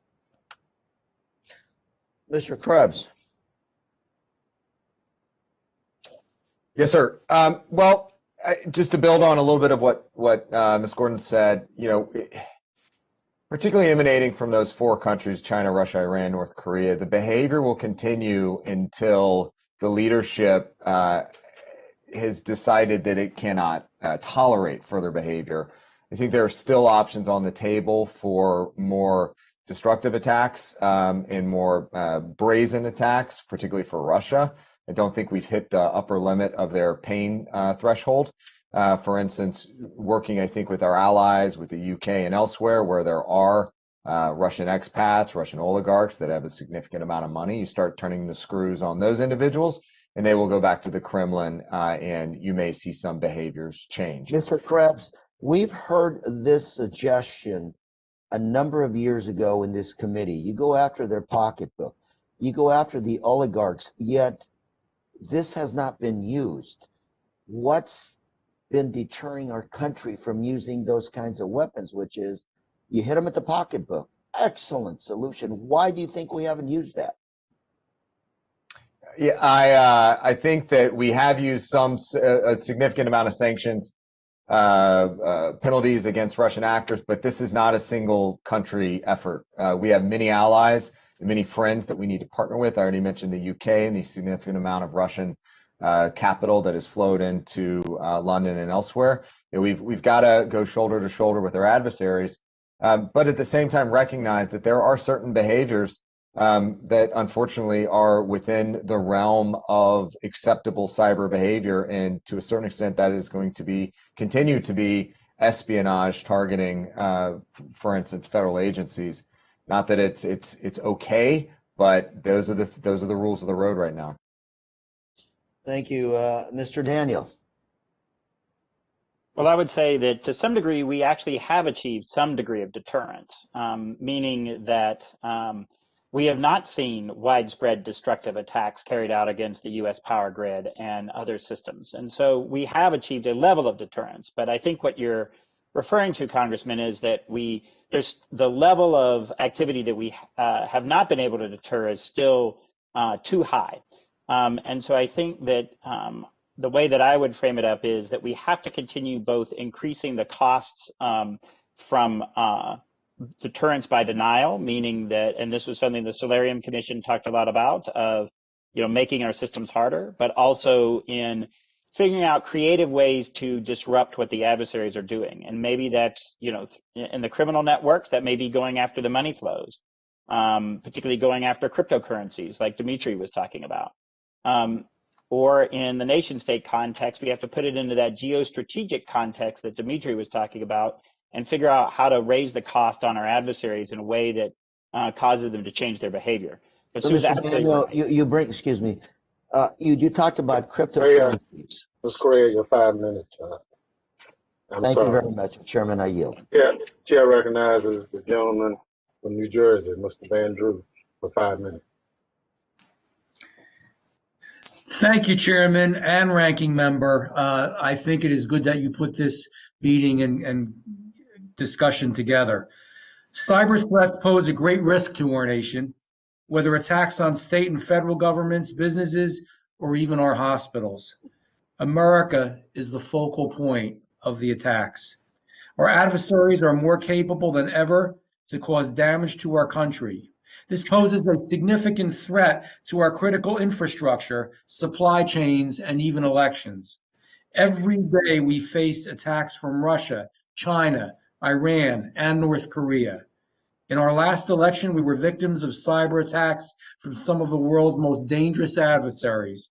And just a few days ago, hackers infiltrated a water treatment plant in Florida and temporarily increased lie ratios to lethal levels. In the third quarter of 2020, the world saw a 50% increase in the average daily number of ransomware attacks compared to the first half of the year. That is unacceptable. As it relates to election security, the cybersecurity and infrastructure of CISA has become increasingly important in protecting our institutions. As the many bad actors in the global landscape continue to adapt in their attacks, we need to evolve in our response. We must remain one step ahead of our enemies, especially as it relates to election security. If we do not have faith in our process, we cannot have faith in our country. CISA's role in working with states and localities must continue to grow so that Americans can have confidence in our democracy and assurance that the federal government is doing all that it possibly can do to protect its citizens. So I have two questions. One is for Christopher Krebs, and I always talk about the Coast Guard because we have the only training center. Every single individual that is in the Coast Guard at some point goes through my district in Cape May. And how does CISA coordinate with the Coast Guard to promote cybersecurity of maritime critical infrastructure? And that's for Christopher Krebs. Yes, sir. Thank you for that question. The last administration issued a national maritime cybersecurity strategy last year. CISA coordinates very closely with the Coast Guard. In fact, Coast Guard service members actually sit with CISA and actually support our hunt and incident response mission.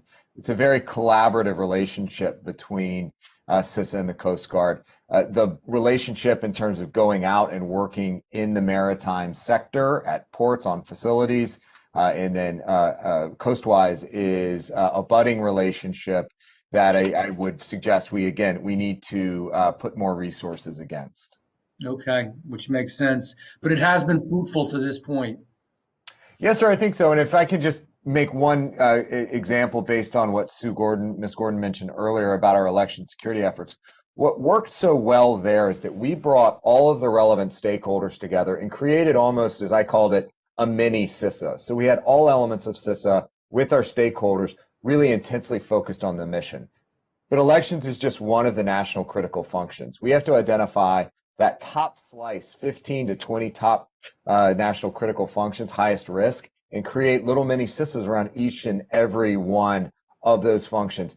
We can make rapid progress in securing those sectors and functions if we take that approach. Good, thank you. For Michael Daniel, the recent incident at the Florida water treatment facility shows how vulnerable we are to attacks from hackers. What can and should be done to prepare for and combat the cyber threat to critical infrastructure? Well, thank you, Congressman. I think that when you really think about it, there's kind of, I would say, three things that we need to be doing. One of which is very much hardening those systems and raising the level of cybersecurity across the ecosystem. And that is everything from really thinking about cybersecurity in the different ways that I was talking about, but also employing things like the NIST cybersecurity framework to do that risk management to those systems. But then also going on the offense to find those adversaries and to disrupt them and to prevent them from doing what they're trying to do. And then also being able to know that sometimes both of those things will fail, and know that we need to be ready to respond and recover. And this is where what Dmitri was talking about, those time-based metrics of how we need to get better at responding rapidly, identifying the malicious activity, containing it, and then removing it from those networks so that we can minimize the amount of damage that we take. I think, and we need to be doing that as Chris was just saying, across thinking about that from a national critical function perspective about what is important to our economy and to the functioning of this country as a whole. And sometimes that will not be obvious from the outside, and it requires thought and analysis to arrive at some of those critical functions and where they are vulnerable. Thank you. I appreciate you all, and I thank you for your work. I yield back. Thank you. Chair recognizes the young lady from Michigan, Ms. Slotkin, for 5 minutes.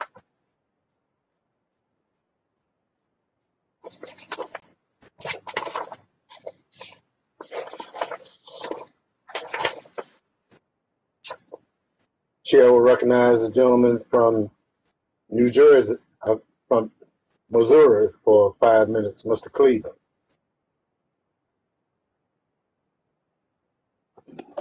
Thank you, Mr. Chairman. I want to express appreciation, first of all, for you doing this hearing, because I think it's right on time.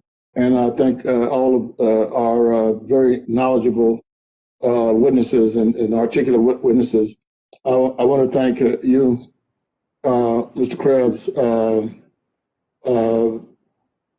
for your integrity. It's good for the whole country to see what integrity looks like. My concern right now is global versus domestic terrorism. We're told by the FBI that the greatest threats to our country are coming from within, which one of the witnesses has already talked about being one of the goals of Russia. So I'm concerned, frankly, about whether or not there is enough intelligence or data that would allow us to know whether the domestic threats coming from various groups around the country, are also a cyber threat to the country. So, Mr. Krebs, I'd like to hear all of our witnesses just briefly hit on that, the domestic threat, and whether I'm overthinking it to believe that could eventually become one of the greatest threats to us, if not already the greatest threat. Thank you, sir, for that question. It is not in the top 5 probably of cyber threats that I'm concerned about right now. I would actually put at the top of my list ransomware, targeting state and local and small and medium businesses. And part of the reason why domestic cyber threats from a pure sophistication perspective is that they're not given time to root. And that is because law enforcement, the FBI, has greater authorities here to actually go and grab the bad guy and do a perp walk, which is different from how some of those ransomware gangs that operate in Russia and Eastern Europe and elsewhere, the law enforcement community cannot always reach out and touch them. So that's a distinct deterrence advantage that we have here at home to push back on larger scale cyber activity. Yes, there's always going to be identity fraud and lower level criminal activity, but really truly national security and economic security impact level of cyber threat, domestic, I don't believe that's an immediate threat. Did the other witnesses pretty much agree with that, or didn't you have anything to add? Congressman Cleaver, I'll just add a little too. I think Chris is right, but I do think in terms of national security threats to the nation, our own extremism is problematic. They may not have any particular advantage in cyber right now, but the tools they would need are not elusive. And as I mentioned before, there are foreign actors who may be very willing to provide either their expertise or their resources. I absolutely believe that there's hope in what Chris said about our natural advantages dealing with our problems domestically, but this is a concerning threat, and it can use cyber capabilities in the same way some of our other adversaries. Well, I don't want my time to run out, so I'll do this very quickly. I've read where, or that 95% of cybersecurity breaches are the result of human error. And so, this may be horrible sounding. I certainly don't mean for it to sound this way. But in hearing many of the individuals who've been arrested for the January 6th attempted coup d'etat, and maybe they're good at science and just not good at other things, because none of them have come across,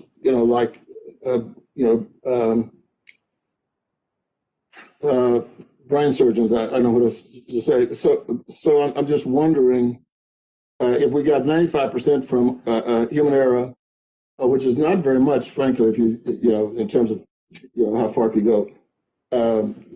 I'm assuming we hardly have, it's close to zero from them, Mr. Chairman. I'll listen to the answer and I'm out. Thank you for the indulgence. Sir, I think that's a fair point that I would expand upon my earlier answer, is that yes, there is the potential for insider threat, disgruntled employees. When you think about what happened down in Florida earlier this week, it's very likely that was in fact a disgruntled employee that conducted that operation. I think we leave the investigation to finalize that. And that's why it's so important to have visibility over the network, controls in place, and to Dmitri's point, if you're planning for a broader, this assumption of breach perspective, you'll be able to defend against a range of different actors. But that's a good clarifying point, sir. Thank you very much. Still recognizes young lady from Iowa, Ms.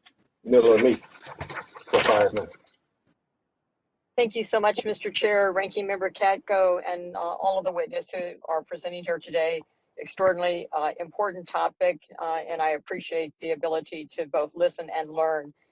Before coming to Washington at the beginning of this year, I served as a state senator in my home state of Iowa.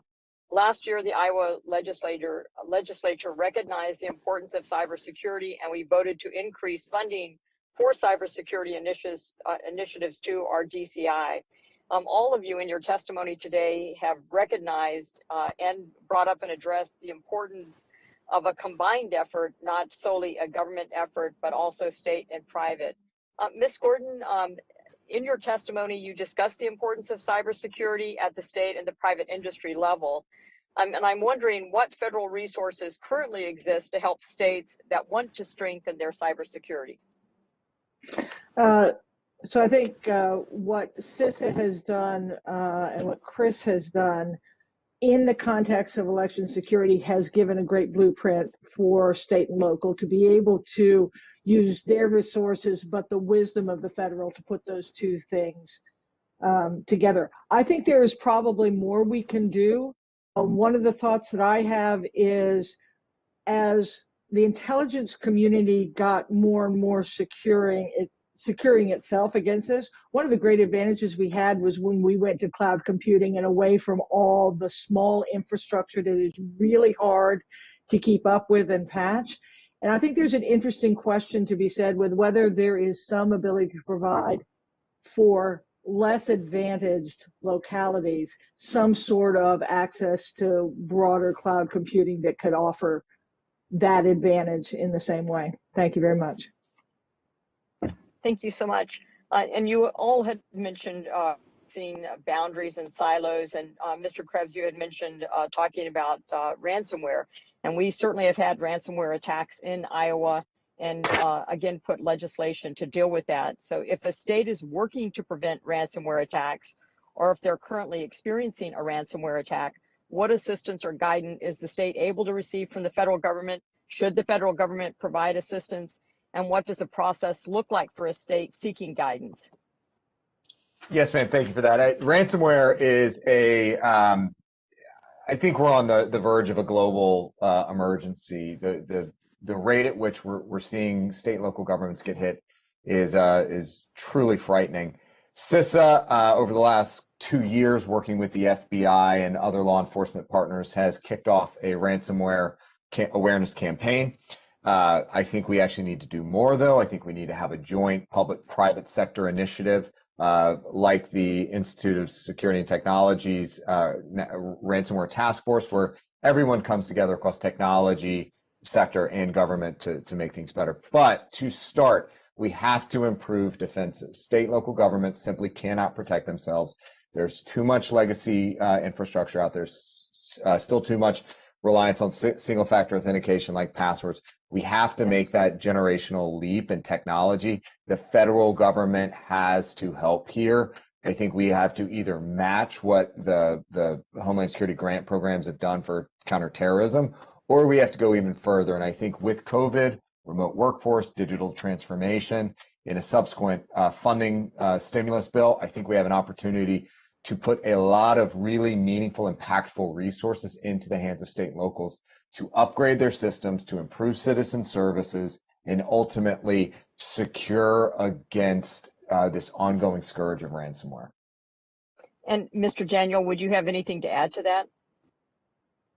I think it's absolutely right that state and local governments, not only in dealing with ransomware, which I completely agree with Chris, that I think, that has moved into the realm of national security and public health and safety threat that we very much have to deal with. And we need to provide a lot more resources to state and local governments for them to both defend themselves and to remediate and have options other than paying the ransom if they do get hit with ransomware.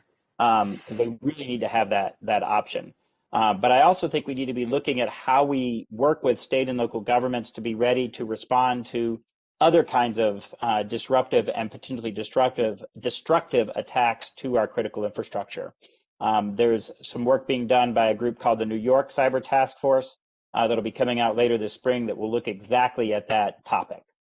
Great. Thank you so much. I appreciate all of the testimony from the witnesses. And again, very important topic and very timely. Thank you, Mr. Chair. I yield back my time. Thank you very much. Chair recognizes the gentlelady from New York for 5 minutes, Ms. Clark.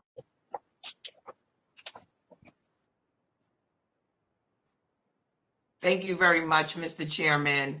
And let me thank our witnesses for their expert testimony here today.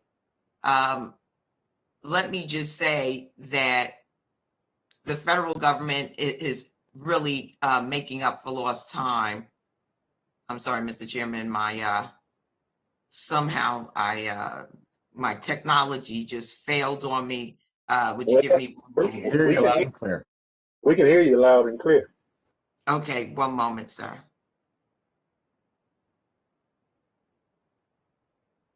We can actually hear and see you. Okay, very well.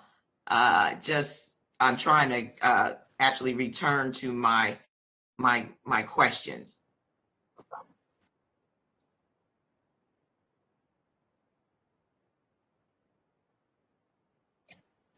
I'm sorry, Mr. Chairman. My technology is failing me today. Well, I tell you, if the gentlelady from Nevada will step in, we'll come back to you. That'll be fine, Mr. Chairman. Chair recognizes the gentlelady from Nevada for 5 minutes, Ms. Titus. Thank you, Mr. Chairman. I could never fill the shoes of my predecessor there, but thank you for letting me go ahead. I'd just like to shift the attention a little to workforce needs. And if you covered this when I was in T&I markup, I apologize, but I don't think so. This is one of those areas where the need outraces the supply in the case of people who are qualified to do this work. There was a study that was released last fall that showed that 880,000 professionals work in cybersecurity, but there's a workforce gap of about 350,000. I know here in Nevada, we have approximately 2,700 unfilled cybersecurity jobs. We are seeing more colleges and universities get involved in this kind of training. In fact, UNLV has a new partnership with what they call Hacker U to start training some of these folks and fill in this skill gap. But I wonder if our panel, is starting with Mr. Krebs, could address this shortage and what we might be able to do to help fill it at the federal government assistance or encouragement or information that will help us find the people who can do these very important jobs that y'all have been discussing. Yes, ma'am. Thank you for the question. I think about that as a today problem as well as a tomorrow problem. Starting with the tomorrow problem, we have to continue increasing digital literacy and supporting K through 12 education, STEM education, including thinking in security principles. I have I have 5 kids. I've talked about this in numerous hearings before. I've in the public school system, I see that they need more science, technology, engineering, mathematics education. To the today problem, though, I think the people are there. The potential workforce is there. We just need to make it more accessible. I do think, though, that the pandemic and the remote workforce has actually given us, or at least a glimmer of hope. Traditionally, in the information security community, there are annual conferences all over the place, all over the country. They cost money to attend, to fly to, all those things. Most of them have gone online, and many of them have been free and open to the public. That has been a significant barrier reduction to opening up access to education, training, and awareness. So we need to keep that going. We also need to, through the federal government, provide pathways to cybersecurity positions. I know at CISA, we were trying to expand our recent graduates and current students internships and hiring. That is working with the scholarship for service program. We can actually help augment tuition assistance. That, to me, is a great opportunity to bring people in to the government, train them up for 3 or 4 years, and then give them the opportunity to go back out into the private sector. And that actually gives us a couple advantages. One is that we have a degree of standardized training, but we also now, as CISA, we have an alumni network. So if they go out into the critical infrastructure community, they know how to work with CISA, and they have actually a preference to work with CISA. Those are just a couple examples right now that I think that we can do more of. I would think this would be an area where veterans might play a role, that we might take advantage of some of their skills and knowledge. Yes, ma'am. And in fact, CISA hired a significant number of veterans, but also their private sector programs. There's the Cyber Talent Initiative, the CTI, that a number of private sector corporations have participated in, as well as Microsoft has a dedicated military veteran program where they train up over a course of weeks and offer interview for positions, those that finish the program. Well, thank you. Thank you. Anybody else want to add to that? Yeah, Representative Titus, great question. To add on 2 ends of what Chris shared, totally agree with the educational aspect starting in K-12. I also think we need to add to that just the realities of operating in a digital world. So remember the DARE program we had, countering drugs in the schools? Where is that to have people understand what is happening to them in a connected world and the social responsibility? So I think there's a piece of that education of kind of like ethics of being in and protecting yourself in a digital environment that would be a good add. The second is, I think we're missing at the top end of organizations, so not just the workers, but the top end, a digital literacy that allows leaders and decision makers to understand what's at risk and what their responsibility to devote resources. So instead of just leaving it to their technical teams, I think we need an educational effort focused at leaders. So I can bracket the education. And then I think there's a real opportunity as the federal government doesn't just throw knowledge and requirements of the transom to localities. If we start engaging with local and regional activities to bring capability in and spawn regional capability, that's going to be an attractant for developing the jobs that will keep people locally, not just suck them all in to a federal centralized thing. So I think there's some really good opportunities for us to incentivize those sets of things. Well, thank you. I'd like to work with you on that, and I appreciate it. Thank you, Mr. Chairman. Now I'll yield back. Thank you very much. Chair recognizes a gentleman from Georgia for 5 minutes, Mr. Clark. Thank you, Mr. Chairman, for having this very important hearing. We discussed already about the attempt on the water supply facility in Florida, and then also in March of 2018, the Trump administration accused Russia of orchestrating a series of cyber attacks that targeted the U.S. power grid. My question for Mr. Krebs is, could you estimate how many times a day or estimate the scope of how many attempts bad actors try when they attempt to breach U.S. critical infrastructure networks? My dog upstairs is trying to answer the question right now. I apologize for that. Would you like me to repeat it? Coming back to me? Sure, no problem. Could you estimate how many times a day a bad actor attempts to breach a U.S. critical infrastructure network in our country? Could you give us an idea of the scope? I will try over the dogs barking. Clearly somebody that's walking dogs on the street. When I say try, it's actually really hard to make any sort of meaningful quantification. There are both automated tools that run on a regular basis looking for vulnerable systems connected to the internet, and then there are focused human-powered initiatives or efforts. And we're talking, I would hesitate millions and millions and millions. I mean, we're talking just massive numbers of scanning attempts on a regular basis. And that's just the noise of the internet. The more sophisticated, capable efforts are going to be fewer in number, going after the bigger fish to catch. Okay, thank you very much. I appreciate that. And my next question is to Mr. Alperovitch. You mentioned in your opening statement ransomware. So the best way that to reduce the threat of an adversary, in my opinion, is to remove the incentive. As a small businessman, I called it the economic sword. And I understand that Bitcoin is a primary way that many ransomware bad actors want to get paid. So could you tell me, is there a way to minimize or eliminate simply the ransomware bad actors' ability to get paid? Congressman, that's an excellent question. It is no coincidence that the explosion of these ransomware attacks occurred about 10 years ago when we saw the emergence of these cryptocurrency platforms like Bitcoin, which enabled these criminal actors to collect ransom anonymously.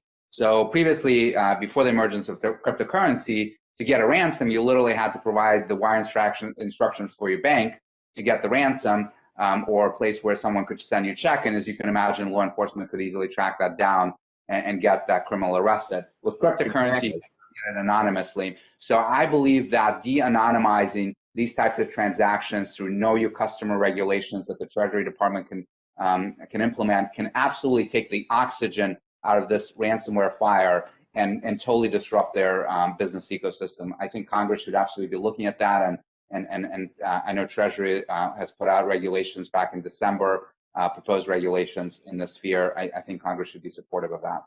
So you think that would be a very important aspect of the cybersecurity solution? I think that can totally disrupt the business ecosystem for these criminal operations and can significantly dampen the number of attacks we're seeing against our small businesses and hospitals. Right. Okay. Thank you very much. I appreciate that. Mr. Chairman, with that, I yield back. Thank you very much. Gentleman yields back. Chair recognizes the gentle lady from New York, Ms. Clark, for 5 minutes. Thank you, Mr. Chairman. I think I've got it this time, and I want to once again thank our expert witnesses. I think what we've heard today is that in the 21st century, the line between the physical world and the digital world just keeps growing slimmer. When it comes to Homeland Security, malware can disrupt our critical infrastructure as effectively as a bomb. And hacked data can be a more effective tool of espionage than a human source. There's a reason that this is one of the very first hearings that we've held this Congress. It's because cyber threats are no longer a risk for tomorrow. Our day of reckoning has arrived. The SolarWinds breach was far from an isolated incident, and from the OPM hack to relentless attacks against private sector IPs, networks are the new battlefields and have been for some time. As chairwoman of the Cybersecurity Subcommittee, I believe we're overdue to reimagine DHS and make it reflect this reality. It's time to stop spending money on walls that divide us and more money on firewalls that protect us. Fortunately, President Biden has made it clear from the start that he's taking a different approach, nominating seasoned experts to national security positions across the federal government and the White House, who recognizes the need for a whole of government approach to cybersecurity.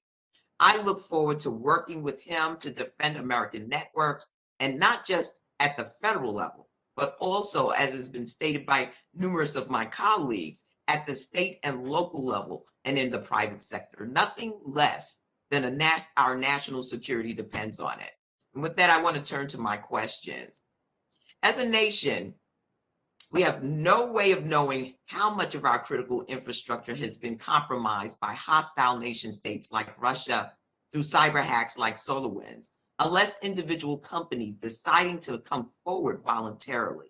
As chairwoman of the Cybersecurity Committee, I have been following the conversation about requiring critical infrastructure owners and operators to report when they experience major cybersecurity incidents, as the Cyber Solarium Commission recommended last year. So, Mr. Krebs, would you have been better equipped to carry out our mission as CISA director if you had access to detailed, thorough data on successful cyber intrusions targeting critical infrastructure?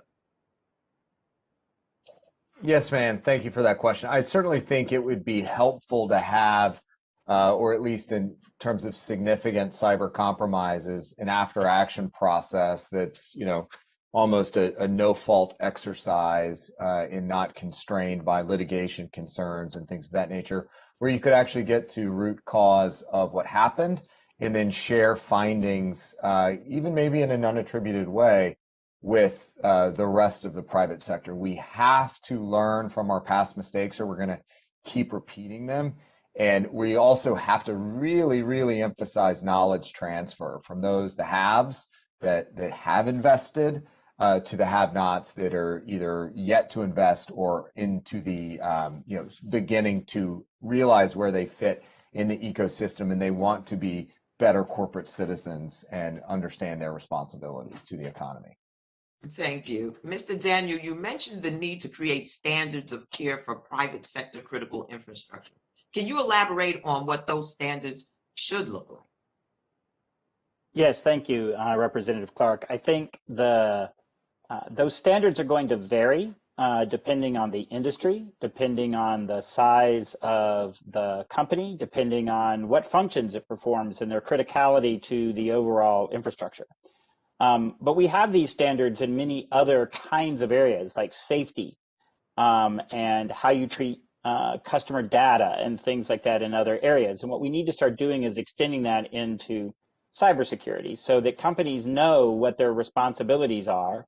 And that will also help cut down on that litigation that Chris just referenced, because if they know that they are reaching that level of standard of care and they are exercising that as due diligence, then they won't be as worried about reporting and communicating with the government. Thank you. And Mr. Krebs, I just want to take the opportunity to thank you for doing the right thing during your tenure at CISA and refuting Donald Trump's lies and disinformation about the 2020 election.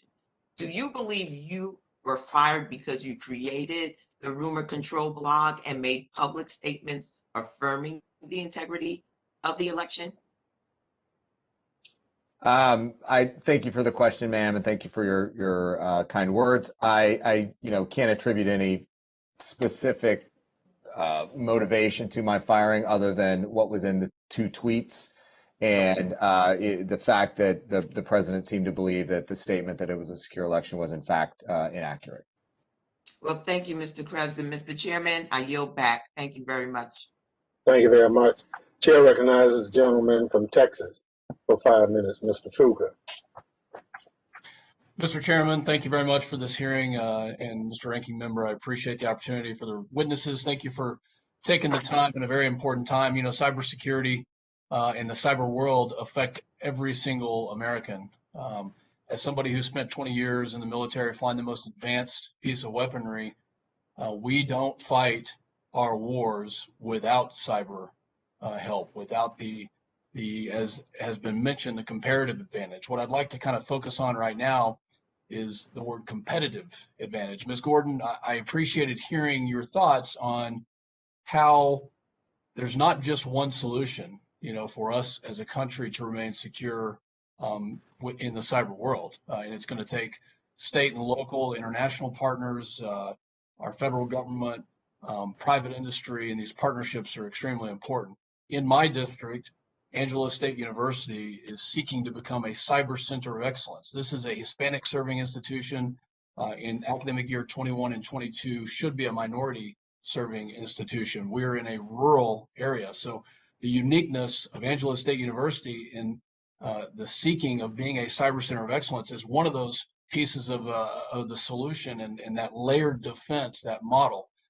When it comes to competitive advantages, just like the gentlelady from Nevada, I am worried about our education system and the lack of preparing. As somebody who graduated from a military academy, studying military tactics is extremely important. Ms. Gordon, I'd like to hear your thoughts on what can be done at the university level to really empower these universities and the higher education focus on STEM. As one report shows, our students in math and science are ranked in the bottom 50 percentile, for STEM education. I know this has been mentioned, but what can we do to empower these universities to continue to improve the quality of education? Ms. Gordon, to you. Thank you, Congressman Pfluger. That's a great question, and I love hearing what's going on at your university. A good friend of mine is Dr. Heather Wilson at UTEP, and she makes the exact same point about the remarkable opportunity we have at several institutions if we put our focus, give them some resources, inspire them with need. I think we have the raw material. We just have to apply it to the problem. So I think there are 3 things we need to do. One, I think we're already starting to do it, and that is to talk about these things as nationally important.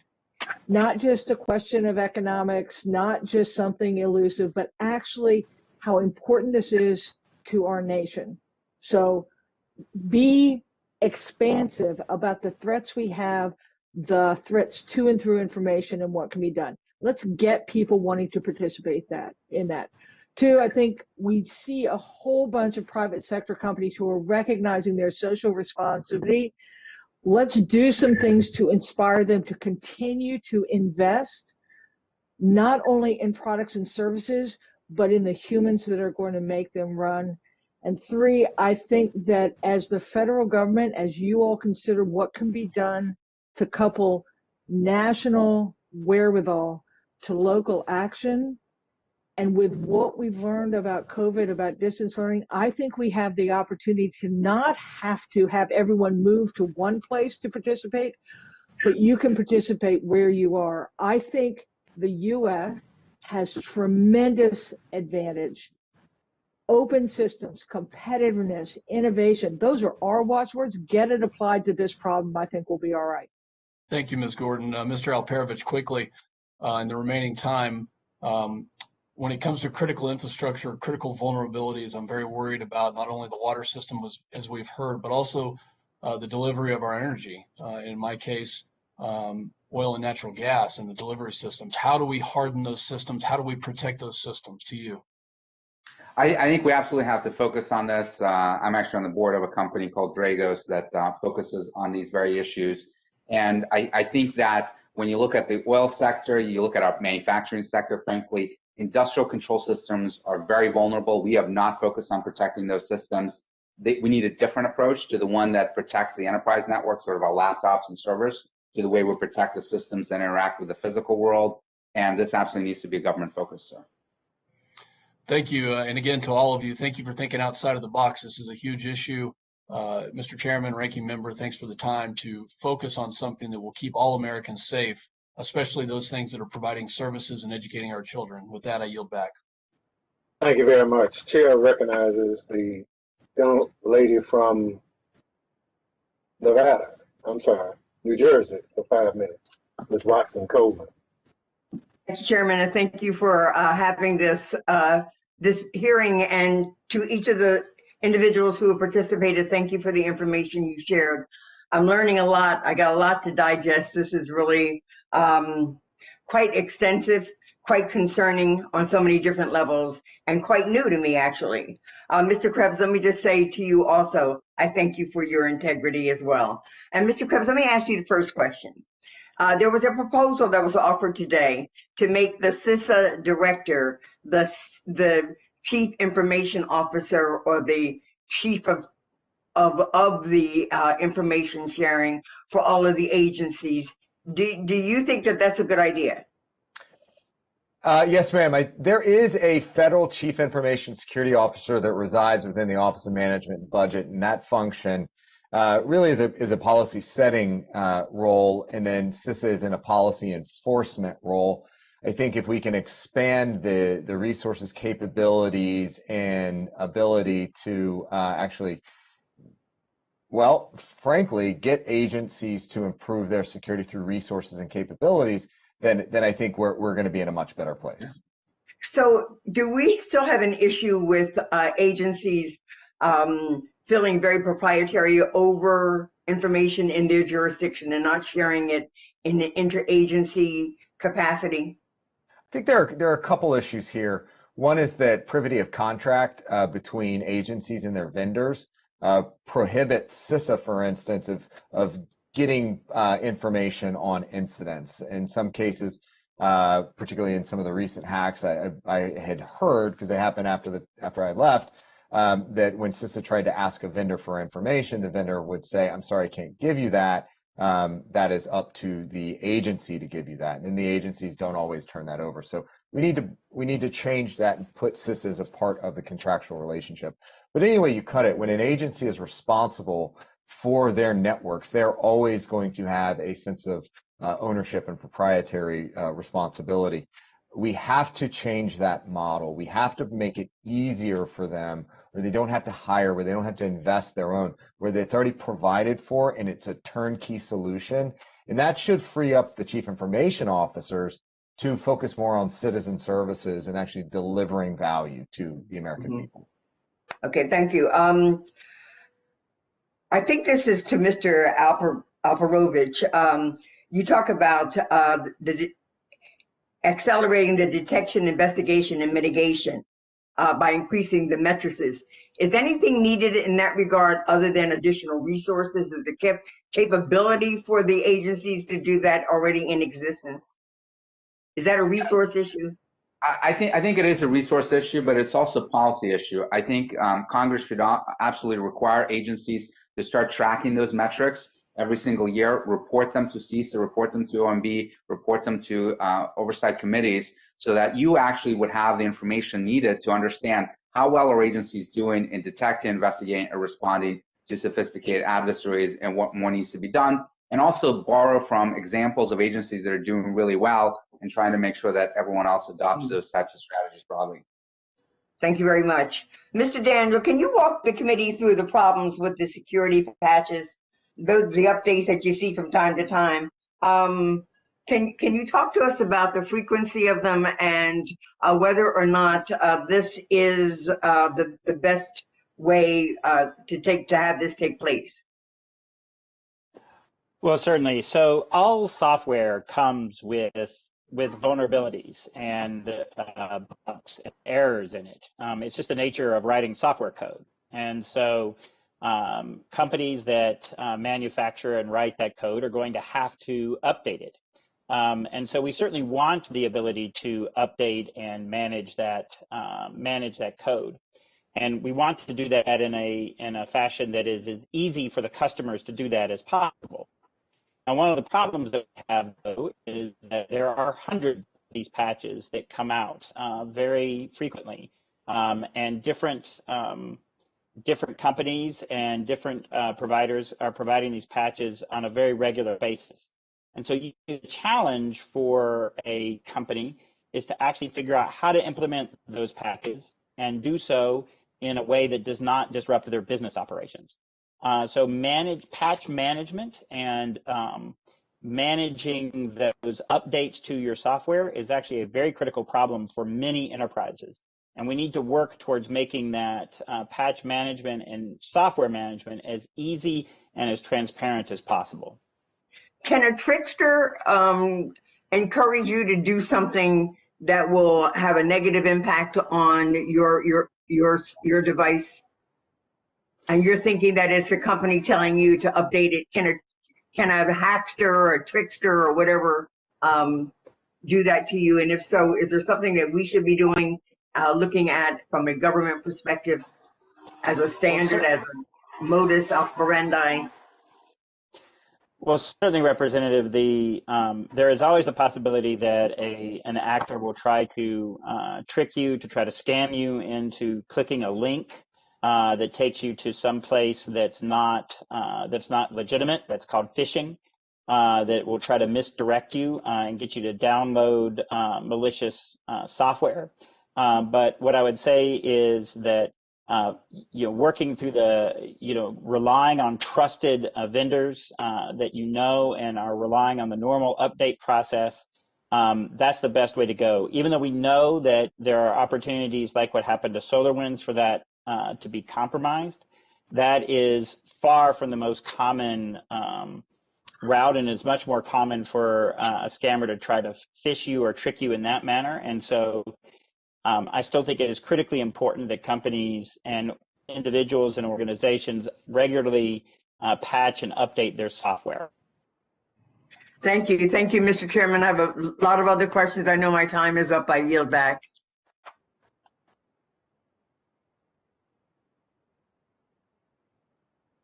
You're muted, Mr. Chairman.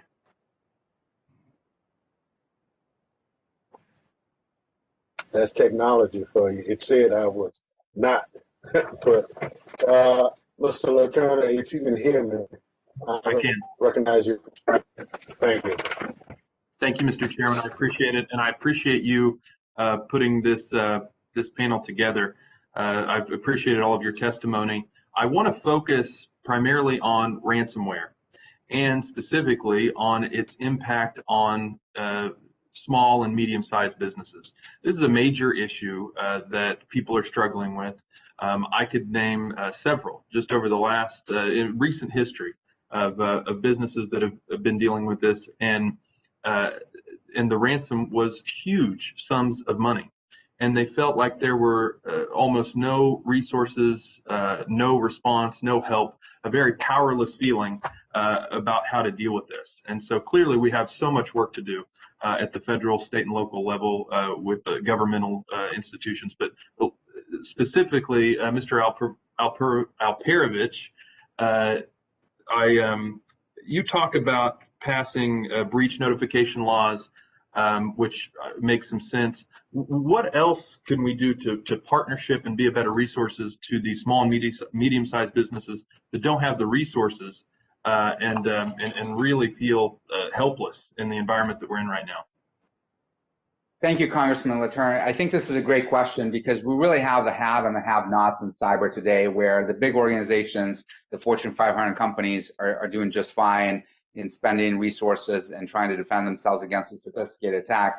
but the same criminals, the same nation state actors that are going after them are also going after the small and medium businesses that really have no capacity, no talent to defend themselves against these sorts of issues. And we need to look very seriously at this problem. I think the right way to think about this for small and medium business is to try to outsource that capability to a cloud provider or another managed service provider that can be responsible for their defense. But as I mentioned previously in my testimony, I think in ransomware in particular, which is the #1 plague that is hitting small businesses, as you mentioned, sir, every single day, we need to go after these criminals. We need to shut down the ways that they can collect these payments anonymously and prosecute them to the full extent of the law. That's the only way that we can get a handle on this problem. I appreciate that answer. Mr. Krebs, you talk in your testimony and talk about disrupting the business model, which clearly we need to do. And so if you talk about that just a little bit, but then focus more, if you could, on the section where you talk about more aggressive action against ransomware actors. You say you're not suggesting extrajudicial kinetic actions against ransomware gangs, but authorities available to law enforcement and military should be on the table. So talk a little bit about the business model disruption and then about that, if you don't mind. Yes, sir. Thank you. On the disrupting the business model, I mean, the simple fact right now is that ransomware is a business and business is good. I've said that before, said in my testimony. Yes. It's just simply too easy for criminals to extract value. And as Dmitri mentioned, it is primarily driven by the ubiquity of cryptocurrencies and the ability to anonymously transact illicit activities. And so I think in part what Treasury did last year with the OFAC notice that it is in fact against a possible sanctions violation to pay ransom to a sanctioned entity like REUC, the REUC gang. That should have a chilling effect. I think there are other mechanisms that we can take a harder look at. If I said, I think I said last year. So there are some other things, how we facilitate the payment beyond cryptocurrency. Should it be legal to pay ransoms? When you think about terrorism and ransom of terrorists, that is typically unlawful. So I think we need to have a policy conversation about whether it is in fact legal to pay criminal gangs a ransom. So to your last point of additional action, we've already seen a couple cases over the last year. Most recently, in the last month or so, targeted action by law enforcement against the Emotet malware infrastructure. Last year, we saw Microsoft go after TrickBot and their infrastructure. We need to have coordinated activities, law enforcement informed by the intelligence community to go after the actual infrastructure and the people that are conducting these activities. Again, to the extent we can put hands on them and arrest them, that is a good thing. That takes an exceptional length of time. So if we can take down the processes and the infrastructure by which they conduct these activities, that's got to hold the ground until we can lock them up. Thank you, Mr. Krebs, Mr. Alperovitch, and all the conferees. Thank you, Mr. Chairman. I yield back. Thank you very much. Chair recognizes the gentlelady from California for 5 minutes, Ms. Aragon. Thank you, Mr. Chairman. Thank you to our witnesses. In 2018, the maritime sector saw 2 massive ransomware and malware attacks on the maritime industry, impacting the ports of Barcelona, Spain, and San Diego, California. These attacks seem to be focused and potentially made increasingly easier as the convergence of information technology, or IT, and operational technology, OT systems, become more integrated. According to varying industry reports, the number of maritime-focused cyber threats and incidents have risen by as much as 900%. These cyber attacks have great economic impact to maritime ports, especially those that are integrated into our transportation networks. These attacks can cause reputational harm, financial loss, and even physical damage, especially in the cases of a compromised dockside equipment or vessel. The Port of Los Angeles, in my district, has invested to create a cyber security operations center and has a dedicated cybersecurity team whose role is to protect the cyber aspects of the port. To create additional centers and resources will require investment by federal, state, local, and private industry partners. Without such investments, this will greatly cripple and potentially hinder American supply chains and response efforts to catastrophic events like the COVID pandemic. Mr. Krebs, if I can come back to you on this, what can ports be doing right now to ensure their maritime cybersecurity preparedness? Yes, ma'am. Thank you for that. So partly they can work with companies like Dmitri mentioned, Dragos, and some other vendors that can help them understand what their environment looks like, the controls they need to put in place to secure their systems, to lock them down, to disconnect if at all possible. But that's not always possible because you need a lot of times remote access. The bigger issue though here is that we have to have this balance of stopping the adversary as best we can alongside improving defenses. So it is not a just invest in defenses, and it's not just an invest in offense. It's got to be a more equitable balance. And I think historically we've overinvested, or at least principally invested in offense, and we have to ramp up defensive investments going forward. So just to follow up on that, should operation centers like the one at the Port of LA be considered for federal grant funding, such as like state Homeland Security grant programs, emergency preparedness grant programs? Yes, ma'am. And I know that LA City Cyber Fusion or Cyber Intelligence Center was funded by federal grant, and I thought the Port Center was as well. But I think that's a fantastic innovation in terms of pulling all the stakeholders together enterprise-wide to be able to manage risk to environments. Great. Thank you very much for that. It's clear from recent events that the United States must improve its ability to respond and recover from a significant cyber event.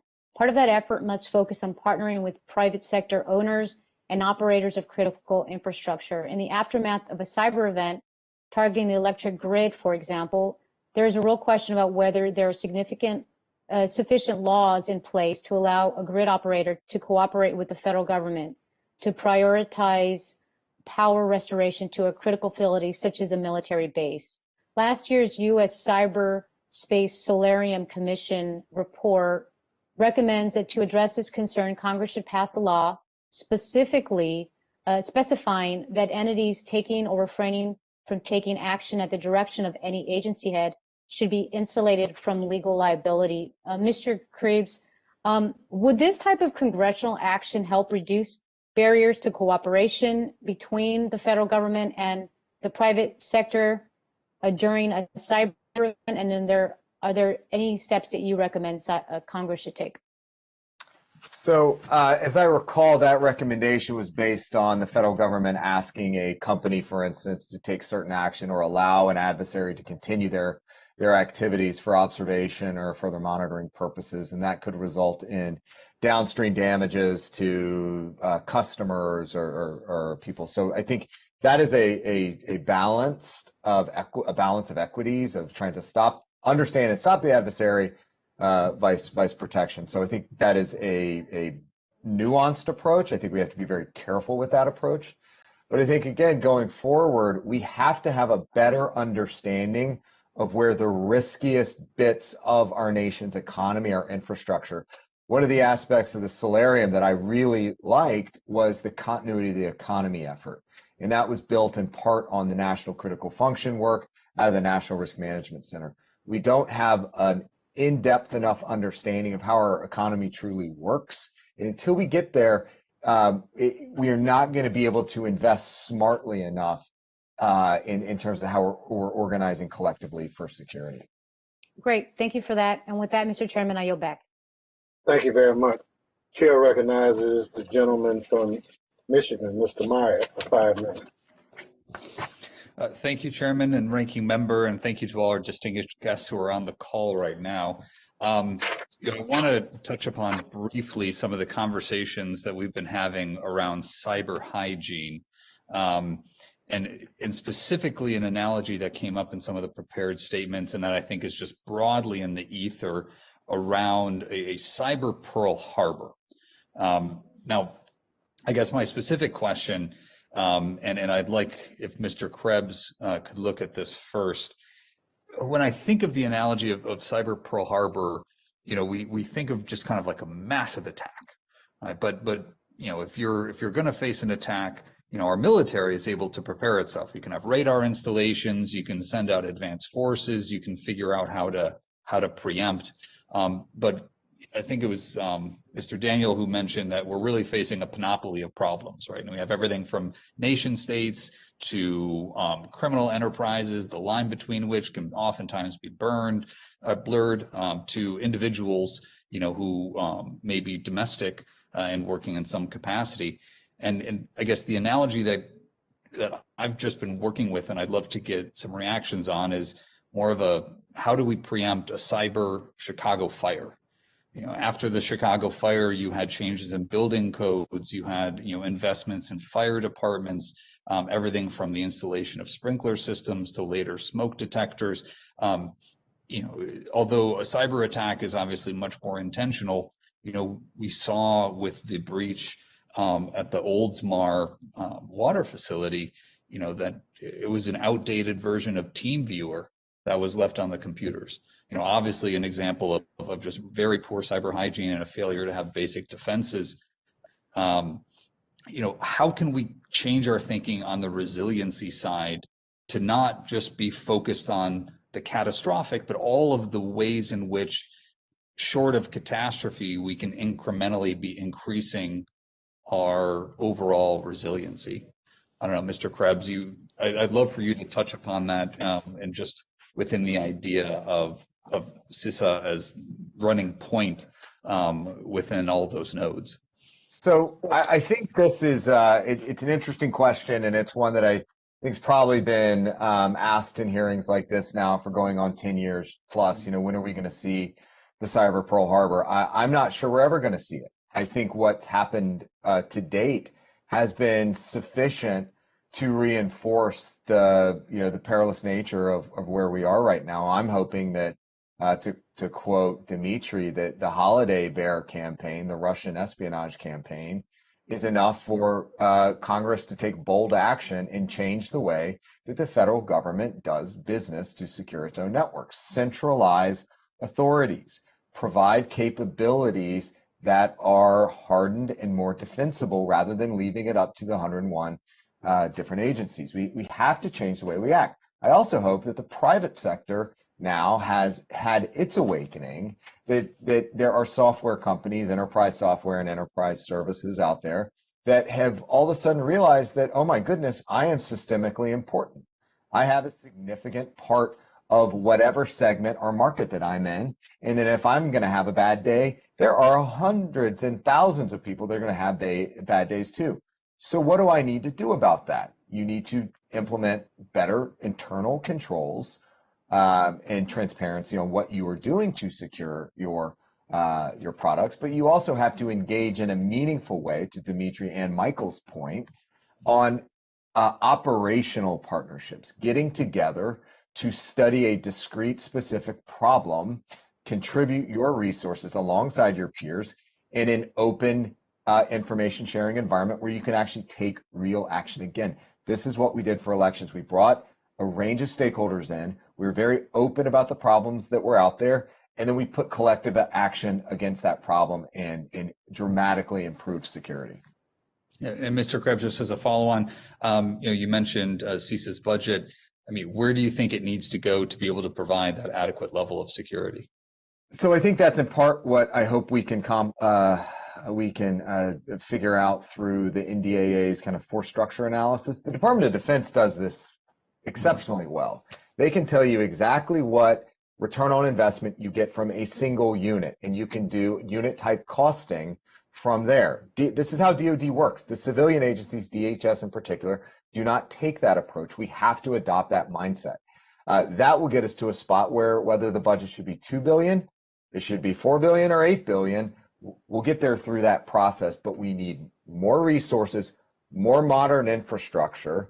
We need to implement more modern security controls like protective domain name server system recursive system that is out for bid right now. Those are the sorts of things that we have to continue pushing forward. And I will tell you this right now.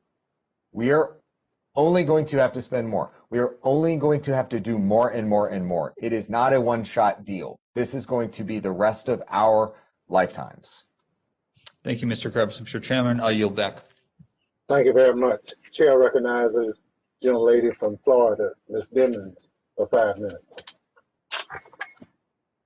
Mr. Chairman, thank you so much. I hope you can hear me.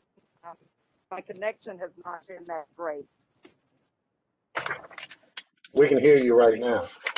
Okay, great. Thank you so very much, and thank you to our witnesses for joining us today. Also want to thank each of you for your just absolutely outstanding service. Several of my colleagues have talked a bit about the attack on the water system in my home state of Florida. I know there's going to be investigations into that. There are a lot of unanswered questions for that because there are multiple independent systems that could be a part of the issue. But what I'd like to ask, and Mr. Krebs or anyone who would want to answer this question, do you feel like, I do believe this is just the beginning. I think we've been quite lucky. Do you think like that this attack was more of a, we liken it to a burglar trying a doorknob to see how easy it was, how quickly they could do it in preparation for greater attacks? And anyone who was Gordon or Mr. Krebs or anyone who would like to answer. Thank you. Yeah, yes, ma'am. Thank you. I touched on this briefly before, maybe clarify my earlier comment. I think it's possible that this was an insider or a disgruntled employee. It is also possible that it was a foreign actor. This is why we do investigations. But we should not immediately jump to a conclusion that it is a sophisticated foreign adversary. The nature of the technology deployment in Florida, it is frankly certainly not where anybody, I think, any information security or operational technology security professional would like for that security posture to be. I'll also say that Oldsmar is probably the rule rather than the exception, and that is not their fault. That is absolutely not their fault. These are municipal utilities that do not have sufficient resources to have robust security programs. That's just the way it goes. They don't have the ability to collect revenue at a rate enough to secure their deployments. And as I mentioned earlier, when you have the internet, it's supposed to make things easier. It's supposed to make things more manageable. And so now that all of a sudden it's a security threat, it's almost counterintuitive. And also, look, you've got to be able to manage this stuff efficiently. So we need to have more security controls in place. I think there are at least 3 things we need to do. First is we need to have more federal funding available to get these tens of thousands of water facilities and other municipal operational technology systems up to speed with better security, more updated systems. Windows 7, if that's what they had, we should be on Windows 10. It is those sorts of things we have to do. The second is we need more training available. And we have to bring the training to the systems where they are. So whether it's working with private sector or CISA working with EPA, we can't expect these vendors to go to Idaho National Labs or travel. We have to bring the training to them.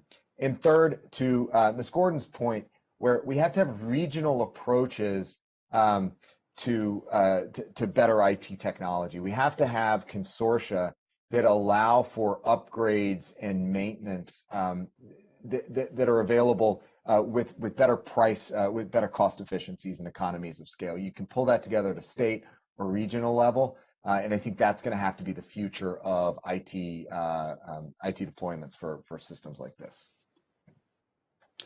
And just to build on what Chris said, I would say that we very much need to keep an open mind until the investigation gets further down the road as to who the perpetrators behind this might be. It could be a nation state. Iran has shown itself very interested in water systems in other countries like Israel and even in the United States in former situations. It could be It could be a lone actor, it could be a disgruntled employee. There's just a wide array of possibilities at this point, and we really need to keep an open mind until the investigation concludes. Right, and I appreciate you saying that, because relaxing too soon, we know the consequences of that. My last question, and I would like to address it to Mr. Daniel. You know, cyber attacks, we all know now, is the new weapon of choice, whether it's to rob you blind from your bank account or to have a major attack. But it does not seem to me that we are really prepared for this new weapon of choice. Could you just talk a little bit about, you know, historically where we are, where we need to go, and did it just kind of sneak up on us, that this new weapon of choice, cyber attacks? Well, I think, thank you, Representative. That's a very good question. I think at its root, if you actually look at how the internet developed and the way that people thought about the internet, Chris is absolutely right. It was supposed to be this new utopia. It was supposed to bring all these benefits, and we didn't really think through how it made us more vulnerable. And we've seen this over and over again of how the tools that were originally built to do good things also turned out to enable the bad guys to do malicious things. And I think that it has taken us a while to sort of shed that sort of initial sort of purely optimistic view of everything about the internet being good and start to realize that it can also be used for harm. In many ways, though, this technology has developed incredibly rapidly. It has only really existed in its current form for about 25 to 30 years. And in policy terms and in legal terms and in sort of sociological terms, that's actually a very short amount of time. And so it shouldn't really be a surprise to anyone that we're still trying to figure out how to organize and prepare to defend ourselves against the threats in this new environment that doesn't act like most of the rest of the physical world that we're used to. So yes, in some ways it did sneak up on us, but I think the good news is that now we're very much aware of the problem. We have committees like this that are focusing on it. And now we've had a good policy foundation built over the last 10, 15 years. And now I think we can really start to do a much better job of getting our arms around the problem. Thank you so much. I would add just one more thing. Oh, go ahead. I would just add one thing. Okay, go ahead, Ms. Gordon. Go ahead. Just one sentence is that I also think that for too long, we left it to be part of the support function. And support functions, infrastructure, we tend to make organizational choices about where we spend our resources. And when mission needs dominate, we take money away from those things support. I think with these recent events, we have the chance to make it a leadership issue. I think the Congress has a chance to put this in the forefront of the leadership, not have it be a second and third order effect that happens in local choice about implementation. Thank you. Again, thank you all so much, Mr. Chairman. Thank you for your leadership on this. Thank you for your patience, and you'll back. Thank you very much. Chair recognizes the next gentle lady from Florida, Ms. Carmack, for 5 minutes. Thank you, Mr. Chairman, and good afternoon to everybody. I'd like to thank the witnesses for appearing here today before the committee. And I know that in a lot of ways we're beating a dead horse here. I think we can all agree the importance of cybersecurity and what lies ahead and the challenges we have.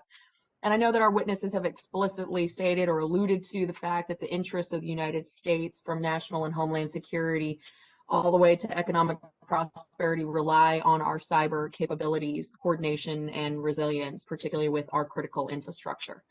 And as we have discussed in the hearing here today, cybersecurity threats are not only present for large corporations or federal agencies, but these threats exist for both large and small businesses, federal, state, and local governments, academic institutions, U.S. critical infrastructure, and private citizens across the country.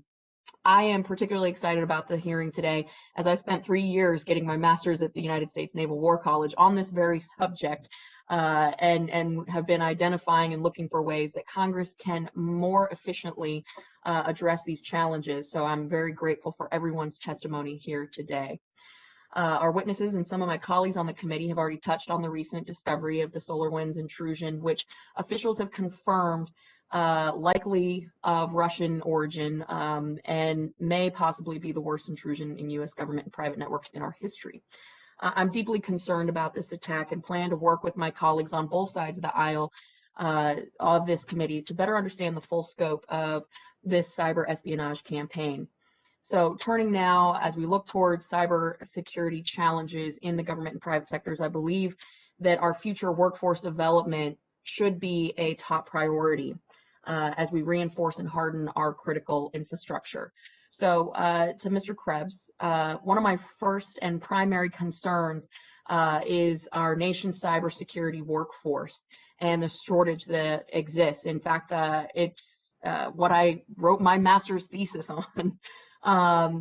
Think tanks, publications that all track our cybersecurity workforce have been discussing this issue for years.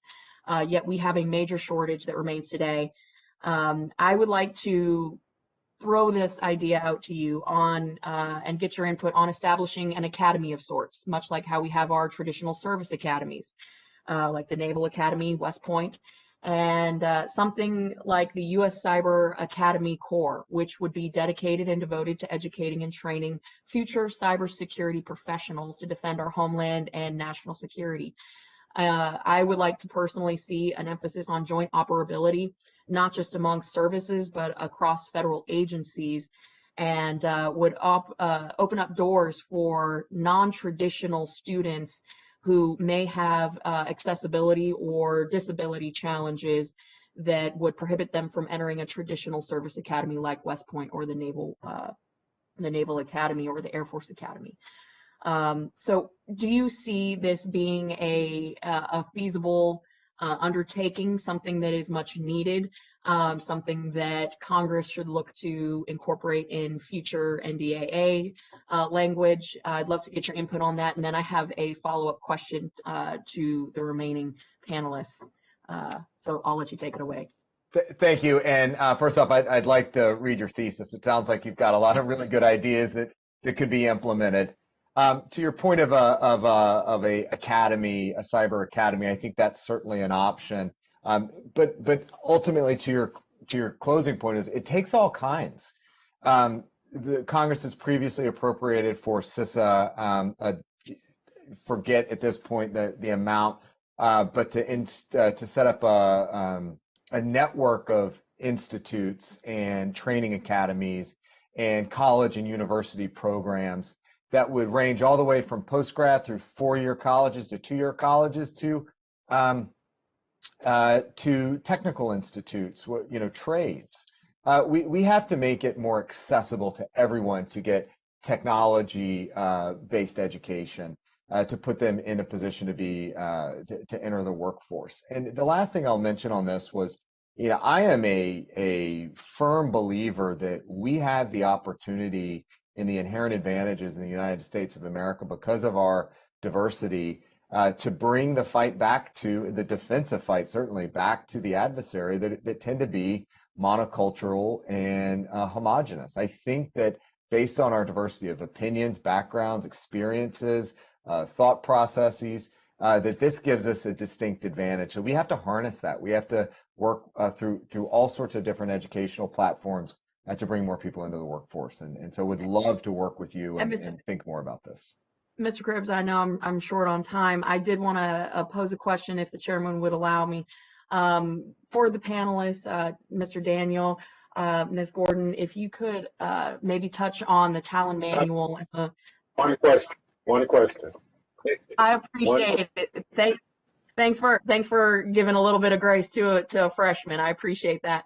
I would like to get some input from our experts here on the Talon Manual that has really kind of been the guide internationally as we have looked to address and respond to cyber attacks, both from lone wolf type actors to state-on-state attacks. Do you see the Talon Manual as something that's been effective? Do we need to really subscribe to some of the guidelines and framework that they have outlined, particularly in the second edition? I'll kick it to Ms. Gordon first. Well, I'm sorry. I made it through the whole hearing without staying on mute. I don't think there's any. One, I'm with Chris. I think we ought to look at your thesis and see what we've got. I think there's nothing perfect. I do think we are going to have to explore standards and standards beyond our borders. So I think it's a fine place to begin. I don't think it's a panacea. I think we always have to look at it to make sure it doesn't disproportionately limit our freedoms, but I think it's a fine place to begin as a point. Thank you. And I would concur with Sue's point. I think the level of thought and the degree of analysis that went into creating the Talon Manual is really an excellent foundation in the international space. Clearly, just given the amount of fussing that the Russians and the Chinese do about the Talon Manual, anything that they dislike that much says that I probably ought to really like it. So I will also use that as a benchmark as well. Excellent. Thank you, and thank you, Mr. Chairman. Mr. Chairman, this is a point of privilege just for one moment. The ranking member is recognized. Thank you. I have a hard stop at 5 that I cannot get out of, and I just wanted to thank you for having this hearing and bringing it to this such critical issue to light. And I want to commend all the witnesses, and I want to commend all my fellow members. Excellent questions, excellent preparation, and proud to be a part of this. And I know we're going to have a lot more hearings on cybersecurity going forward, but I appreciate your leadership, Mr. Chairman, and I yield back. Thank you. Thank you. Chair recognizes the patient gentle lady from Virginia for 5 minutes, Ms. Lurie. Well, thank you, Mr. Chair, and thank you again to all the witnesses who've joined us today for this very informative discussion. And I wanted to bring up a couple incidents that have happened recently in my district here in southeastern Virginia. In November 2020, malware infected the Hampton Roads Sanitation District, and that led to delays in billing. This was basically caught and stopped before it spread throughout their whole network, and the damage could have been much worse. The perpetrator has not been identified, but I think that these instances of attacks on local or regional utilities are perhaps more common than we recognize. And so I wanted to know, from the federal level, what level of coordination of establishing of trends, identifying these vulnerabilities, and how we can help across the board from them being replicated. Kind of just that coordination effort between federal or state and local governments relative to these public utilities. Like, what more should we do? I know Mr. Krebs brought up, this coordination between different levels of government. And if you could comment on that from the federal level, what other resources could help these local utilities? Yes, ma'am. So to your point of vulnerability disclosure, vulnerability discovery, CISA sits at a point where they manage the National Vulnerability Database. At least they support it for NIST. And that's a process by which I think 13,000 or so vulnerabilities were disclosed and managed by CISA last year. So CISA certainly sits in a trend analysis position. I think what CISA needs to do more of is that over the top of analysis of where things are going, where's the most effective investment of that last dollar. This is a conversation that Dmitri and I have had several times of the value of investing in patching and the value of investing in hunting. There's a balance you have to strike. You don't want to over rotate one way or you're going to throw the entire approach out of balance. But I think we've got to do more trend analysis on where, for instance, the top 5 areas that you can make the most meaningful vulnerability management investments in your operational technology. That's something I've talked with a number of different OT security companies. So where I'm really going with this is we need more insight. We can do the technical coordination piece, but we need more insight, and that requires people, it requires communication, and it requires engagement with the community. And at that point, leadership will understand. If you give them the resources to smartly invest, then you will actually see at the end point improved security behaviors. Well, thank you. And I'd love to continue this conversation separately about, how we're allocating resources and what resources are being allocated. Can they, meet that improved goal of analyzing the data writ large? Another thing that came up in my district, and I'm sure any member of Congress who would speak on these issues would have examples from at home, is that we had a ransomware attack at one of our local universities, at Virginia Wesleyan University in my district. They were affected by a ransomware attack in 2019. And so I was wondering for institutions of higher learning, this is a private higher educational institution. Are there any resources from the federal government, or could we do more to protect them? And then also to follow on for that, are there requirements for reporting of these types of attacks by institutions of higher learning, and specifically private institutions of higher learning? And either Mr. Krebs or maybe Mr. Daniel could respond to this one. So I mentioned earlier the CISA ransomware awareness campaign. Institutes of higher learning, K through 12 education, are actually in the top 3 of ransomware attacks, along with public health as well as government agencies. So we have to do more, but again, it is some of these institutions just don't have the resources to secure. So we have to push more resources out there to them. CISA, as I understand it, is working now with the Department of Education to have a more targeted approach to K through 12 and college and postgrad. I'll defer to Mr. Daniel on anything else he wants to add there. Well, thanks. I think it's a good question, Representative. I think there are no general reporting requirements for most private institutions with respect to ransomware. Now, there are resources available from various places in terms of expertise to how you want to make that decision about whether or not to pay, and then how to remediate your systems and what, but it's often very difficult to access, and it's not really in one centralized location. And I think one of the efforts that's ongoing, there's already been a reference, Chris made a reference to the ransomware task force that has been put together, and that is one of the issues that very much that task force is looking at, is how to make those resources more easily accessible to things like private universities and others that don't have the resources to call in an incident responder in the same way that a big private sector company might. Well, thank you for that. I'm sorry, I think my time has expired, and I yield back, Mr. Chairman. Thank you very much. Gentlelady's time has expired. Chair recognizes the gentleman from Mississippi, Mr. Guest, for 5 minutes. Thank you, Mr. Chairman. Since the creation of the internet, we have been battling cyber attacks, and those cyber attacks, as we know, have been highlighted by the recent actions involving SolarWinds, and we have discussed that in great detail. And you mentioned that particularly, Mr. Daniel, in your report on page 9 of your written testimony. You say in December, several private sector companies identified malicious activity that enabled the federal government to unravel an incredibly broad cyber-enabled espionage campaign. This intrusion effectively gave the Russian government unfettered access to some classified U.S. government networks for over 9 months. It is difficult to overstate intelligence value the Russians gained from this access, or the likely damage to our national security. And so my question, and I'll start with you, Mr. Daniel, is what should the response be? I see that you come down in the following paragraph and you say we should respond forcibly to this intrusion through diplomatic channels, such as by expelling Russian diplomats or extracting a cost in other venues. And I want to see if you can expand on that answer, particularly what you're talking about when you say extracting a cost in other venues. Sure.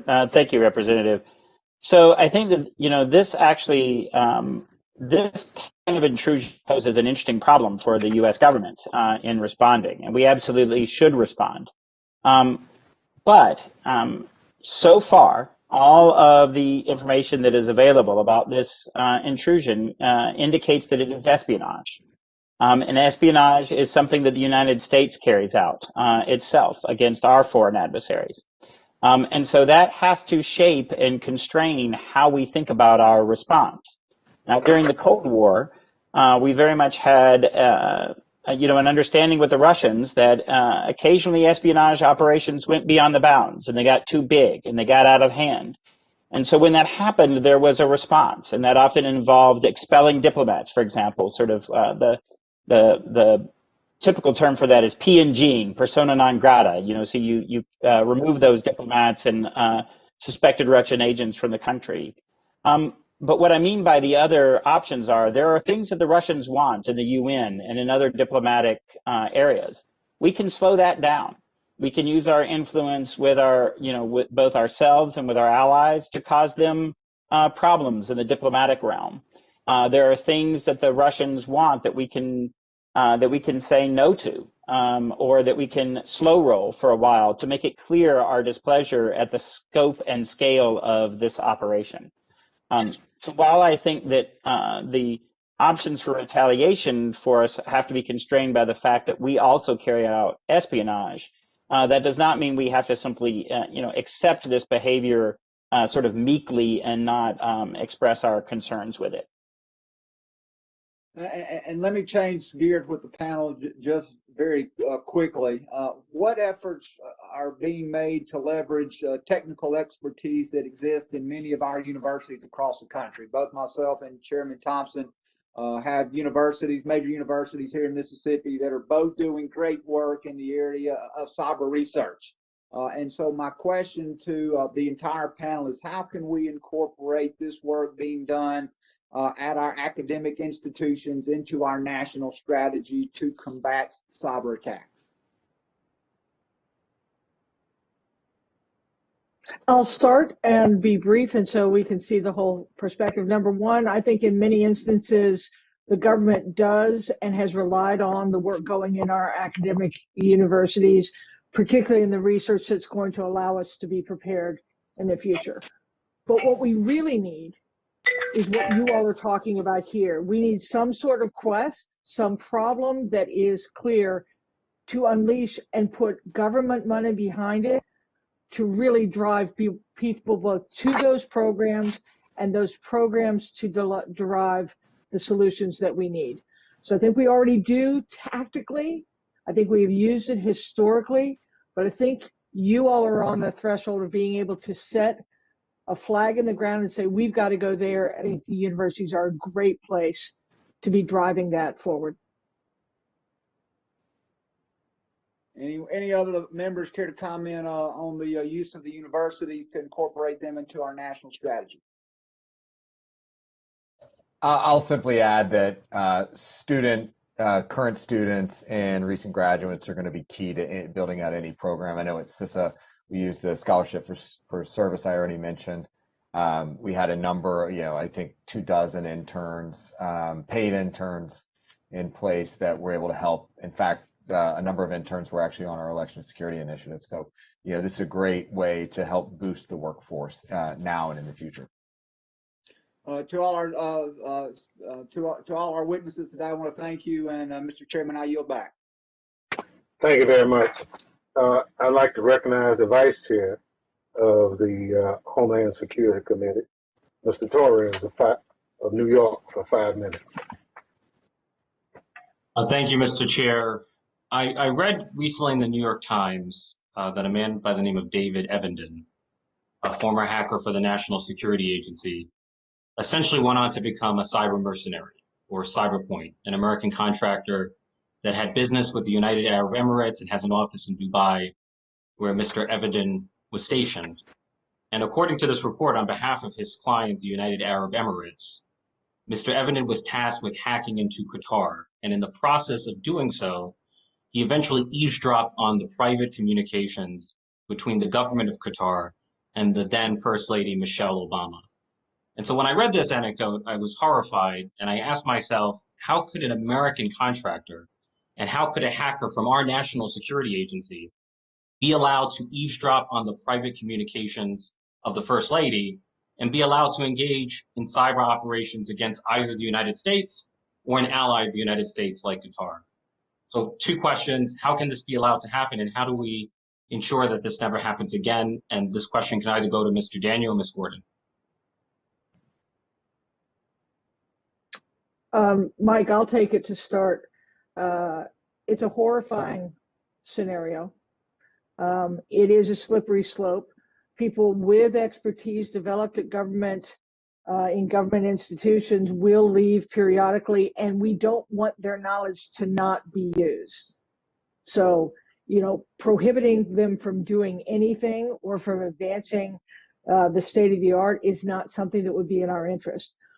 But I also believe that when you engage in something that would be antithetical to the laws of this country, to the standard that you had lived under before, you are still bound to that, and you are smart enough to know what you're engaged in. We have lots of sorts of non-disclosure, protection of classified information, ethical restrictions. I think it is worth considering applying those, but we'll have to be very mindful, because that expertise is also the expertise that keeps the U.S. ahead and being a global leader. Mike? Well, to be clear, I'm not proposing to prohibit the use of the expertise. Yep. I'm prohibiting cyber mercenaries from engaging in cyber operations against their own country or against an ally of the United States. That's a... You and I see it the same way. I'm just saying that as we figure out how to prohibit that, we're going to have to be really mindful of the other side.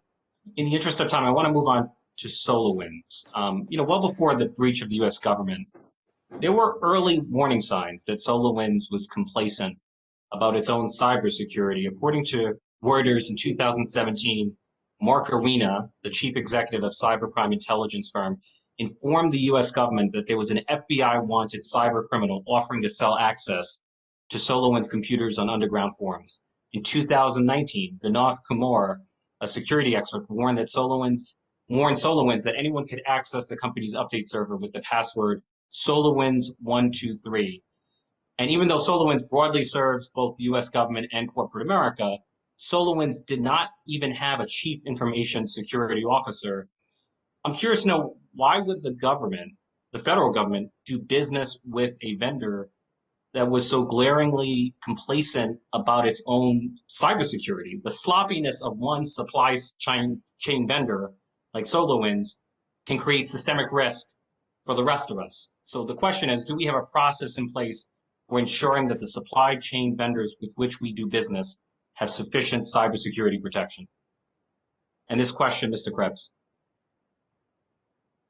So I think I'll pick up where Dmitri opened up in his opening remarks about some of the measures we need to put in place with federal government contracting. I've already talked about adding CISA as with some degree of privity of contract, or at least information sharing based on individual contracts. But we also have to know where the systemically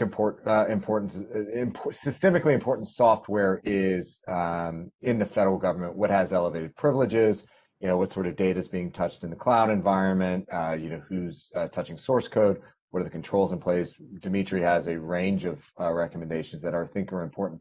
They're just not there yet, and so we need to update the federal acquisition regulation, and we need to get deeper into contracts. And I think in part what the Department of Defense has done with the CMMC program is a good start.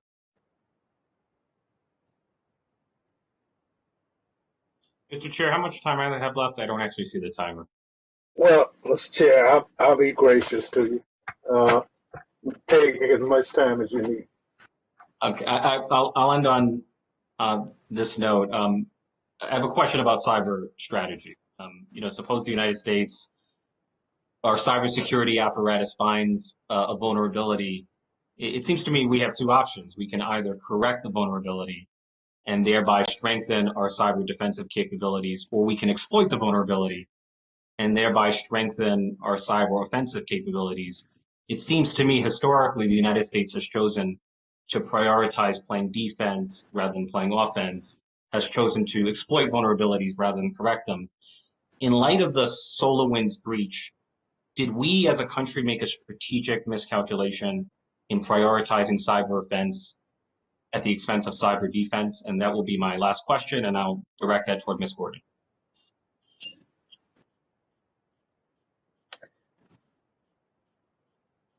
Boy, it's been a continuum. And I think we have moved in the direction that you so clearly articulated. That on the early days, we were looking for advantage in terms of offense. In the days we have seen since, we recognize that advantage is the ability to withstand the kinds of attacks we see. So I think it is always a choice, but I think that the pendulum has swung more in the direction that you articulate, and SolarWinds certainly hammered that home in terms of how to achieve it. Thank you. Thank you so much, Mr. Chair. I appreciate your courtesy extended toward me. Thank you very much. Chair recognizes the other gentleman from New York, Mr. Garbarino. Garbarino. All right. Mr. Chairman, Garbarino. Thank you. Thank you very much, Mr. Chairman, Ranking Member Katko, for putting this hearing together, as well as for the witnesses for their testimony. As Ranking Member for the Subcommittee of Cybersecurity Infrastructure Protection and Innovation, I'm looking forward to working with Chairwoman Clark to implement some of the recommendations that we heard today. I have just like one or two questions. You know, we heard about SolarWind and how it was the largest cyber attack on the country up to date. It exposed that we were unprepared and we were under-resourced to deal with the attack. President Biden has recommended a multi-billion-dollar infusion for federal IT modernization and cybersecurity to respond to the SolarWinds breach. I'll start with Mr. Krebs, and maybe if somebody else wants to jump in and answer as well. Mr. Krebs, what is your opinion of CISA's continuous diagnostics and mitigation program? What do we ultimately wanted to do? Is it about more funding, or is it to force? Is it better to force aggregate visibility from CDM deployment, or a combination of both?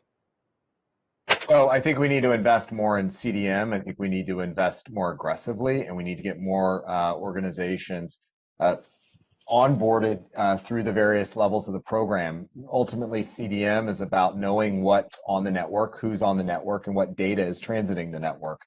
And we're still, based on some of the investments to date, taking too slow of an approach. So we need to accelerate that investment. We need to add additional investment for the proactive hunt capabilities. And that's what's going to, as Dmitri mentioned, give us the ability to take that assumption of breach mentality. But as I see it, CDM is going to be the future of the program. Okay. Or of federal cybersecurity. Any other witnesses want to touch on that, or I'm going to move on? Yes, Congressman, I would just like to echo what Chris has said, but the assumption of breach mentality, I think, is most key. We need to stop pretending that we can stop adversaries from getting into our networks. They will always be able to get in, sometimes through insiders, sometimes through spies that they'll be able to insert into our government. But we need to assume that they're there. We need to hunt for them actively 24/7 on all of our networks and kick them out as quickly as possible. That is the winning strategy. I've seen it work in the private sector. I believe it absolutely can work in the government. And this is, if I can just add one little coda on top of that, I've been asked the question a couple times, when are we going to know if the Russians are finally out of the network? You should have always assumed they were there the whole time. And that is not the mentality that you want to take. It is continuous hunting, assume that they're there. Yes, and I will just add on top of that, I think the proposals also need to retire a vast amount of the technological debt that the federal government has incurred. That there are systems out there that we can't even get continuous diagnostics to monitoring on because they're so old. And so we need to retire those. We need to retire those systems and modernize much of the federal government's IT. That was actually my follow-up question, Mr. Daniel, about whether or not everybody should be required to update every federal agency. So I imagine everybody here feels the same way. So I would, one of the things I think a missed opportunity we had both through earlier steps of CARES Act, but also the more recent COVID-related package of that $10 billion. That $9 billion for federal agencies to upgrade and modernize their systems is absolutely critical. It is really, really tough right now to secure, as Michael pointed out. We have to upgrade these systems. So whatever the next opportunity is, whether it's some Capitol Police related legislative package. I really encourage Congress to think hard about what additional funding is required to secure the executive branch. Mr. Chairman, I have to run to another hearing. I did have another question, but I do have to go to another hearing, so I yield back. I definitely thank the chairman and the witnesses for their testimony today. Thank you very much, and let me also thank the witnesses for their testimony. The accolades you've already received from my co-workers on the committee speaks volumes for their appreciation for your response to their questions. The members of the committee may have additional Mr. Chairman, if I might be yielded to for just a moment, this Sheila Jackson from Texas is recognized. Thank you very much, Mr. Chairman. What an enriching and very powerful discussion. And one of the agencies that has been on the forefront of cybersecurity is obviously our Defense Department. When I say on the forefront, they have an infrastructure dealing with this. And I think what we've gleaned from this meeting, that there needs to be a coming together on the domestic security end and the vulnerabilities that we experience. And I think this committee hearing, Mr. Chairman, has been singular in highlighting those issues. I join with my colleagues. I've heard a number of ideas. I join with the colleagues that we should be on the offensive and not the defensive. I've just heard Director Krebs talk about shoring up the executive. So I'm hoping that our leadership will recognize that we probably, as swiftly as you are, Mr. Chairman, by having this hearing, that we need to move swiftly. I conclude by saying, even before SolarWinds, we wrote legislation dealing with a zero-day event, which now sets enormous panic for me, because it is more than a viable possibility. And that is when all of our systems are at a level of a diminishing level. So I hope that what we've got now this hearing is a sense of urgency and the ability to work with you, Mr. Chairman, and all the chairs on the number of committees. I'm glad to be on one of the subcommittees to really say to the administration and say to the nation that cybersecurity has to be, from the domestic security perspective, a heightened and enlightened defense effort, if you will. And I can see that we can do it in this committee. So thank you very much. I just wanted to thank you for the hearing and thank the witnesses for the hearings as well. I've been through this a lot, and to hear your representation gives us a great roadmap for us to proceed on. So thank each and every one of you. Thank you very much. The members of the committee may have additional questions for the witnesses, and we ask you respond expeditiously in writing to those questions. Without objection, the committee's record shall be kept open for 10 days. Hearing no further business, the committee stands adjourned.